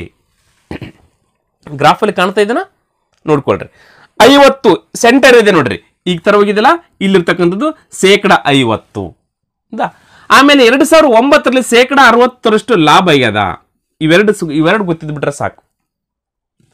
ಈಗಿಲ್ಲೇ 25 ಲಕ್ಷ ಇನ್ವೆಸ್ಟ್ ಮಾಡಿದರೆ ಶೇಕಡ 50ರಷ್ಟು ಲಾಭ ಆಗ್ಯದ. ಇಲ್ಲಿ 30 ಲಕ್ಷ ಇನ್ನು ಇದು ಎಕ್ಸ್ಪೆಂಡಿಚರ್ ಮಾಡಿದ್ದಾರೆ. ಇವೆರಡನ್ನು 30 ಲಕ್ಷ ಎಕ್ಸ್ಪೆಂಡಿಚರ್ ಮಾಡಿದ್ರೆ ಶೇಕಡ 60ರಷ್ಟು ಲಾಭ ಆಗ್ಯದ. ಹಾಗಾದ್ರೆ ಕ್ವಶನ್ ಏನು ಕೇಳಿದಾರೆ ಅವರು? ಹಾಗಾದ್ರೆ 2008 ಮತ್ತು 2009ರಲ್ಲಿ ಒಟ್ಟು ಆದಾಯ ಎಷ್ಟು, ಟೋಟಲ್ ಆದಾಯ ಎಷ್ಟಾಯ್ತು ಹೌದಾ. ಸಿಂಪಲ್, ಇದಕ್ಕೊಂದು ಸಿಂಪಲ್ ಆಗಿರ್ತಕ್ಕಂಥ ಫಾರ್ಮುಲಾ ಇದೆ. ಏನ್ ಮಾಡ್ಬೇಕು ನಾವು? ಮೊದಲು ನಾವು 2008ರಲ್ಲಿ ಇದನ್ನ ಕಂಡುಹಿಡ್ಕೊಳ್ಬೇಕು. 2008ರಲ್ಲಿ ಒಟ್ಟು ಆದಾಯ ಎಷ್ಟಾಯ್ತು ಅಂತ ಕಂಡುಹಿಡ್ಕೊಳ್ಬೇಕಾದ್ರೆ ಇಷ್ಟು ಕೊಟ್ಟಿದ್ದಾರೆ. ಏನೇನು ಕೊಟ್ಟಿದ್ದಾರೆ? 50ರಷ್ಟು ಹೌದಾ, ಶೇಕಡ 50ರಷ್ಟು ಲಾಭ ಐತಿ. 25 ಲಕ್ಷ ಕೂಡ ಎಕ್ಸ್ಪೆಂಡಿಚರ್ ಅದ. ಇದು ಒಂದು 50% ಲಾಭ ತಾನೆ. 50% ಲಾಭ ಇಸ್ ಈಕ್ವಲ್ 50% ಲಾಭ ಆಗಿದೆ. ಯಾವಾಗದು? 2008ರಲ್ಲಿ. ಸೂತ್ರ ಏನು? Income minus expenditure divided by expenditure into 100. ಈ ಸೂತ್ರ ಗೊತ್ತಿದ್ಬಿಟ್ರೆ ಸಾಕು ಹೌದಾ. Income minus expenditure. ಇಲ್ಲಿ ನಾವು ಯಾವ ವರ್ಷದ ಕಂಡ್ರೆ ಅದು ಶೇಕಡ ಲಾಭ ಇರುತ್ತೆ ಹೌದಾ. ಶೇಕಡ ಲಾಭ ಪರ್ಸೆಂಟೇಜ್ ಇರುತ್ತೆ. ಇಂಟು 100 ಮಾಡ್ಕೊಂಡ್ಬಿಟ್ಟು ಈ ಸೂತ್ರ ಮಾಡ್ಕೊಂಡ್ಬಿಟ್ರಪ್ಪ ಅಂದ್ರೆ ಸಾಕು, ಈಸಿಯಾಗಿ ನಮ್ಗೆ ಉತ್ತರ ಗೊತ್ತಾಗ್ಬಿಡುತ್ತೆ. ಇಲ್ಲಿ ನೋಡ್ರಿ, ನಾವು 2008ರಲ್ಲಿ ಕಂಡಿಡ್ತೀವಿ. ಈಗ 2008ರಲ್ಲಿ ಎಷ್ಟಾಗ್ಯದ? 50% ಅದ. ಇಸ್ ಈಕ್ವಲ್ ಟು ಇನ್ಕಮ್ ಗೊತ್ತಿಲ್ಲ ನಮಗೆ, ಎಷ್ಟು ಇನ್ಕಮ್ ಆಗೈತಿ ಗೊತ್ತಿಲ್ಲ. ಇನ್ಕಮ್ ಮೈನಸ್ ಎಕ್ಸ್ಪೆಂಡಿಚರ್ ಎಷ್ಟು? 25 ಲ್ಯಾಕ್ ಹೌದಾ. ಡಿವೈಡೆಡ್ ಬೈ ಇಲ್ಲಿ ಎಕ್ಸ್ಪೆಂಡಿಚರ್ ಎಷ್ಟು? 25 ಲ್ಯಾಕ್ ಇಂಟು 100 ಹೌದಾ. ಸ್ವಲ್ಪ ದೊಡ್ಡದಾಗುತ್ತೆ ಲೆಕ್ಕ. ಕ್ಲಿಯರ್ ಆಯ್ತಾ? ಈಗ 25ಕ್ಕೆ ಈ 50ಕ್ಕೆ ಗುಣಾಕಾರ ಮಾಡಬೇಕು. 25 ಗುಣಾಕಾರ ಮಾಡಿದ್ರೆ 25 125, ಹಾಗಾದ್ರೆ 1250 ಆಯ್ತು. ಇಸ್ ಈಕ್ವಲ್ ಟು ಈಗ 125 ಅಲ್ಲ, ಇನ್ಕಮ್ ಮೈನಸ್ 125 ಇಂಟು 100 ಅದಲ್ಲ, ಈ 100ದಿಂದ ಇವೆರಡಕ್ಕೆ ಗುಣಾಕಾರ ಮಾಡಬೇಕು. 100 ಇಂಟು 100 ಹೌದಾ, ಮೈನಸ್ 100 ಇಂಟು 25 2500. ಕ್ಲಿಯರ್ ಆಯ್ತು? ಎಸ್. ಈಗ ನಮಗೆ ಬೇಕಾಗಿರೋದು ಇನ್ಕಮ್ ಟೋಟಲ್ ಒಟ್ಟು ಆದಾಯ ತಾನೆ. ಯಾಕೆ 2008ರದು 2000 ಒಟ್ಟು ಆದಾಯ ತಾನೆ, ಇದನ್ನ ಕಂಡು ಹಿಡ್ಕೊಳ್ಬೇಕು ನಾವು. ಹಾಗಾದ್ರೆ I is equal to 100i is equal to ಎಷ್ಟೈತಿ 1250 ಅದ. ಈ ಮೈನಸ್ 2500 ಅದು ಈ ಕಡೆ ಬಂದ್ರೆ ಪ್ಲಸ್ 2500 ಆಯ್ತು. ಹೌದಾ? ಇದು ಒಂದು ಸ್ಟೆಪ್ ನಾನು ಕಂಪ್ಲೀಟ್ ಈ ಕಡೆ ಹಚ್ಕೊಂಡು ಈ ಕಡೆ ಹಚ್ಚೋದು ನಿಮ್ಗೆ ಗೊತ್ತಾಗ್ತದೆ. ಈಗ ನಾನು ಈ ಕಡೆ ಇದನ್ನ ತಂದೆ ನನ್ನ ಮೇಲೆ ಇದನ್ನ ಈ ಕಡೆ ತರಬೇಕಾಗುತ್ತೆ, ಪ್ಲಸ್ ಆಗುತ್ತೆ. ಇದು ಮೈನಸ್ 2500 ಅದು ಈ ಕಡೆ ಪ್ಲಸ್ 2500 ಆಗುತ್ತೆ. ನಿಮ್ಗೆ ಏನು ಗೊತ್ತಾ, ಇಲ್ಲಿ ಕನ್ಫ್ಯೂಷನ್ ಹಾಕೋಬೇಡಿ. ಕಂಪ್ಲೀಟ್ ಈ ಪಾರ್ಟ್ ಈ ಕಡೆ ಬರ್ತೀವಿ, ಇಲ್ಲಾಂದ್ರೆ ಅದನ್ನು ಹಚ್ಕೊಂಡ್ಬಿಡ್ತೀನಿ. ಒಂದು ಸ್ಟೆಪ್ ನನಗೆ ಜಾಸ್ತಿ ಜಾಗ ಬೇಕಾಗುತ್ತೆ ಅಷ್ಟೇ. ಈಗ ನೋಡಿ ನಮ್ಗೆ ಇದು ಬೇಕು ತಾನೆ. ಹಾಗಾದ್ರೆ 100i minus 2500 is equal to ಎಷ್ಟದ 1250 ಅದ. ಈಗ ನಮಗೆ ಬೇಕು ಇದ್ರ ವ್ಯಾಲ್ಯೂ. ಹಾಗಾದ್ರೆ 100i ಇಸ್ ಈಕ್ವಲ್ ಟು 1250 ನೋಡ್ರಿ, ಪ್ಲಸ್ 2500 ಈ ಕಡೆ ಬಂದ ಮೈನಸ್ 2500 ಪ್ಲಸ್ 2500 ಆಯ್ತು. ನೋಡ್ರಿ ಅದೇ ಬಂತ. ಈ ಸ್ಟೆಪ್ ನಾವು ಸ್ಕಿಪ್ ಆಗಿ ಇಲ್ಲಿಗೆ ಬಂದಿದ್ವಿ. ನಮಗೆ ಬೇಕಾದ್ರೆ I is equal to income. ಇವೆರಡು ಕೂಡಿಸಿದ್ರೆ ಎಷ್ಟಾಗುತ್ತೆ 50 5 0 5 2 5 7 2 1 3 3750 ರೂಪಾಯಿ ಆಯ್ತು. ಇದು ಯಾವ್ದು 100i ಇಸ್ ಈಕ್ವಲ್. ನಮಗೆ ಐ ಅಷ್ಟೇ ಬೇಕಂದಾಗ ಡಿವೈಡೆಡ್ ಬೈ 100. ಈ ಗುಣಾಕಾರ ತಗೊಂಡು ಈ ಕಡೆ ಬಂದ್ರೆ ಭಾಗಾಕಾರ ಆಯ್ತು. ಇವಾಗ ಇದನ್ನು ಕ್ಯಾನ್ಸಲ್ ಮಾಡಿದಾಗ ಇವೆರಡು 0 ಕ್ಯಾನ್ಸಲ್, 1 0 ಮತ್ತು ಇದೊಂದು 0 ಇಲ್ಲಂದ್ರೆ 37.5 ಲ್ಯಾಕ್ಸ್ ಆಯ್ತು. ನೋಡ್ರಿ ಎಷ್ಟಾಯ್ತು ಇದಕ್ಕೆ 37. ಇಲ್ಲೇ ಬರ್ತೀನಿ 37.5 ಲ್ಯಾಕ್ ಆಯ್ತು. ಯಾವಾಗಿದ್ದು 2008ರಲ್ಲಿ. ಕ್ಲಿಯರ್? ಈಗ ಇದೇ ರೀತಿಯಾಗಿ ಸೇಮ್ ಟು ಸೇಮ್ ನಾವು 2009ರಲ್ಲಿ ಮಾಡ್ಕೊಳ್ಬೇಕು. ಈ ಕಡೆ ಹಚ್ತೀನಿ ನೋಡ್ರಿ, ಸ್ವಲ್ಪ ದೊಡ್ಡದಾಗುತ್ತೆ ಅಂತ ಹೇಳಿದೆ ನಿಮಗೆ. ಈ ಕಡೆ ಹಚ್ಕೊಳ್ತೀನಿ ಮುಂದ್ಗಡೆ. ಇಲ್ಲಿ ಎಷ್ಟದ ಶೇಕಡ ಲಾಭ 60. ಹೌದಾ? 60 ಇಸ್ ಈಕ್ವಲ್ ಟು ಐ. ಹೌದಾ? ಕಂಡುಹಿಡ್ಬೇಕು. ಐ ಮೈನಸ್ ಇದು ಏನು 25 ಲ್ಯಾಕ್ಸ್, ಇಲ್ಲಿ 30 ಲ್ಯಾಕ್ಸ್ ಇದೆ. ಹೌದಾ? Expenditure 30 lakhs divided by 30 into 100. Clear ಇದು? ಎಸ್. ಈಗ 30 ಏನೈತೆ ಇದಕ್ಕೆ ಬಂದು ಗುಣಾಕಾರ ಆಗುತ್ತೆ. 6 3 18. ಹೌದಾ? 6 3 ನಿಮಗೆ ಬೇಡ, ಇಲ್ಲಿ ಒಂದು ಸ್ಟೆಪ್ ಇದು ಮಾಡೋ ಸಲ ಇದನ್ನ ಡೈರೆಕ್ಟ್ ಬರ್ತೀನಿ. 100 ಇಂಟು ಐ 100i. ಹೌದಾ? ಒಂದು ಸ್ಟೆಪ್ ನಾವು ಜಾಗ ಸ್ಯಾಟೇಜ್ ಆಯ್ತು ಅದ್ರ ಸೊಳಗೆ. Minus 100 into 3 3000 is equal to 6 3 18 ಅಂದರೆ 1800. ಕ್ಲಿಯರಾ ಇದು? ನಾನು ಮೊದಲು ಇವೆರಡಕ್ಕೆ ಗುಣಾಕಾರ ಮಾಡ್ಕೊಂಡು ಆಮೇಲೆ ಇದಕ್ಕೆ ಗುಣಾಕಾರ ಮಾಡ ಅಷ್ಟೇ, ಏನು ಮಾಡಿಲ್ಲ. ಈಗ ನೋಡ್ರಿ ನಮಗೆ ಇದು ಬೇಕಾಗಿರೋದು ವ್ಯಾಲ್ಯೂ ಅಂದರೆ 100i ಇಸ್ ಈಕ್ವಲ್ ಟು 1800 ಅದ ಮುಂದ್ಗಡೆ. ಆಮೇಲೆ ಈ ಮೈನಸ್ 3000 ಈ ಕಡೆ ಬಂದ್ರೆ ಪ್ಲಸ್ 3000 ಆಯ್ತು. ಕ್ಲಿಯರಾ ಇದು? ಈಗ ನಮಗೆ ಬೇಕಾದ್ರೆ I value I is equal to 1800, ಇದೊಂದು 3000 4800 ಆಯ್ತು. ಇಲ್ಲಿ 100 ಗುಣಾಕಾರ ಇತ್ತಲ್ಲ, ಈ ಕಡೆ ಬಂದ್ರೆ ಭಾಗಾಕಾರ ಆಯ್ತು. ಹಾಗಾದ್ರೆ ಇವೆರಡು 0 ಕ್ಯಾನ್ಸಲ್, ಇವೆರಡು 0 ಕ್ಯಾನ್ಸಲ್. ಇನ್ಕಮ್ ಎಷ್ಟಾಯ್ತು ಇಲ್ಲ 48 ಲ್ಯಾಕ್ಸ್ ಆಯ್ತು. ನೋಡ್ರಿ 48 ಲ್ಯಾಕ್ಸ್. ಇಲ್ಲಿ 2009ರಲ್ಲಿ ಇನ್ಕಮ್ ಆಯ್ತು. ನೋಡ್ರಿ ಇಲ್ಲಿ ಎಷ್ಟು 37.5 ಲ್ಯಾಕ್. ಹೌದಾ? 37.5 ಲ್ಯಾಕ್ಸ್ ಇಲ್ಲಿ ಇನ್ಕಮ್ ಆಯ್ತು. 2009ರಲ್ಲಿ ಎಷ್ಟಾಯ್ತು 48 ಲ್ಯಾಕ್ ಆಯ್ತು. 48 ಲ್ಯಾಕ್ ಆಯ್ತು. 0 ಪಾಯಿಂಟ್ ಆದ್ಮೇಲೆ 0. ಹೌದಾ? ಲ್ಯಾಕ್ ಆಯ್ತು. ಈಗ ಎರಡೂ ಕೂಡಿಸ್ಬಿಟ್ರೆ ಆಯ್ತು ಒಟ್ಟು ಉತ್ಪನ್ನ, ಒಟ್ಟು ಏನಾಗುತ್ತೆ ಇನ್ಕಮ್ ಆಗುತ್ತೆ. 0 7 1 15 ಇಲ್ಲಿ ಪಾಯಿಂಟಿಗೆ ಪಾಯಿಂಟು 7 1 15 7 8 15 ಕೆಲ ಬಂತು 1 4 7 8 85.5 ಲಕ್ಷ ಲ್ಯಾಕ್ಸ್. 85.7 ಲಕ್ಷದಷ್ಟು ಏನಾಯ್ತಲ್ಲೇ ಒಟ್ಟು ಆದಾಯ ಆಯ್ತು. ನೋಡ್ರಿ ಆಯ್ಕೆಲ್ ಇದೆನಾ? Yes, 85.5 lakh. Yes, correct answer. ಆಯ್ಕೆ ಸಿ ಇಸ್ ರೈಟ್ ಆನ್ಸರ್. ನೋಡ್ರಿ ಮೊದಲು ಒಂದೊಂದೇ ಲಕ್ಷಕ್ಕೆ ಒಂದೊಂದ್ರದ್ದು ಒಟ್ಟು ಆದಾಯ ಕಂಡುಹಿಡ್ಕೊಳ್ಬೇಕು. ಆಮೇಲೆ 2008 ಸಿಕ್ಕಿರುತ್ತೆ, ನಮಗೆ 2009 ಸಿಗುತ್ತೆ. ಎರಡು ಕೂಡಿಸ್ಬಿಟ್ರೆ ಒಟ್ಟು ಆ ಒಂದು ಕಂಪನಿಯ ಒಟ್ಟು ಆದಾಯ ಸಿಕ್ಬಿಡುತ್ತೆ. ಇದು ಯಾವ ಕಂಪನಿದು? ವಾಯ್ ಕಂಪನಿಯ ಒಟ್ಟು ಆದಾಯ is right answer. Clear? Yes, ಇದೇ ರೀತಿಯಾಗಿರ್ತಕ್ಕಂಥ ಇನ್ನೂ ಒಂದು ಕ್ವಶನ್ ಕೇಳಿದ್ದಾರೆ ಅಂತ. ಗ್ರಾಫ್ ಮೇಲೆ ಇದೆ, ಕೋಷ್ಟಕದ ಮೇಲೆ ಕೊಟ್ಟಿದ್ದಾರೆ. ಅದು ಕೂಡ ಡಾಟಾ ಇಂಟರ್ಪ್ರಿಟೇಷನ್. ಅದ್ರ ಬಗ್ಗೆ ನನಗೆ ಅಷ್ಟು ಗೊತ್ತಾಗಿಲ್ಲ. ಯಾರಾದ್ರೂ ಗೊತ್ತಿತ್ತಂತಂದ್ರೆ ನನ್ನ ವಾಟ್ಸಪ್ ನಂಬರ್ ಇದೆ, ಕೊನೆಗೆ ಬರುತ್ತೆ. ಅಲ್ಲಿ ನೀವು ಇದಕ್ಕೆ ಕರೆಕ್ಟ್ ಆಗಿರ್ತಕ್ಕಂಥ ಉತ್ತರವನ್ನು ನೀವು ಕಾಮೆಂಟ್ ಮಾಡಬಹುದು. ಕ್ಲಿಯರ್? Question number 13. ಒಂದು ಪ್ರಶ್ನೆಯ ಮುಂದೆ 3 ಹೇಳಿಕೆಗಳ ಮಾಹಿತಿಯನ್ನ ನೀಡಲಾಗಿದೆ. ಕೆಳಗೆ ನೀಡಲಾದ ಮಾಹಿತಿಯೊಂದಿಗೆ ಪ್ರಶ್ನೆಯನ್ನ ಅಧ್ಯಯನ ಮಾಡಿ ಮತ್ತು ಪ್ರಶ್ನೆಗೆ ಉತ್ತರಿಸಲು ಯಾವ ಹೇಳಿಕೆ ಅಗತ್ಯ ಮತ್ತು ಸಾಕಾಗುತ್ತದೆ ಎಂಬುದನ್ನು ನಿರ್ಧರಿಸಿ ಒದಗಿಸಿದ ಆಯ್ಕೆಗಳಿಂದ ನಿಮ್ಮ ಉತ್ತರವನ್ನು ಹುಡುಕಿ. ನೋಡಿ ಏನಿದೆ ಕ್ವಶನ್ ಏನು ಕೇಳಿದರೆ ಉತ್ತರ ಕಂಡುಹಿಡ್ಕೊಳ್ಳೋಕಂದ್ರೆ 2 ಅಂಕೆಯ ಸಂಖ್ಯೆ ಯಾವುದು? 2 ಅಂಕೆಯ ಸಂಖ್ಯೆ ಕೇಳಿದ್ದಾರೆ ಅಷ್ಟೇ. 2 ಅಂಕೆಯ ಸಂಖ್ಯೆ ಏನಪ್ಪ? ಯಾವುದಾದ್ರೂ ಒಂದು 63ನೋ ಅಥವಾ 78 ಅಥವಾ ಇನ್ನೊಂದು ಯಾವುದೋ 2 ಅಂಕೆ ಒಂದು ಸಂಖ್ಯೆ. ಎಕ್ಸಾಂಪಲ್ ನಾನು ತೆಗೆದುಕೊಳ್ತೀನಿ, ಯಾವುದಾದ್ರೂ ತೆಗೆದುಕೊಳ್ಬೋದು. 62 ಅಂತ ತೆಗೆದುಕೊಳ್ರಿ. ಯಾವುದಾದರೂ 2 ಸಂಖ್ಯೆ, ಈ ಸಂಖ್ಯೆ ಕಂಡುಹಿಡಿಬೇಕು. ಹಾಗಾದ್ರೆ ಅವ್ರು ಏನು ಕೊಟ್ಟಿದ್ದಾರೆ? ಕೆಳಗಡೆ 3 ಹೇಳಿಕೆಗಳನ್ನು ಕೊಟ್ಟಿದ್ದಾರೆ.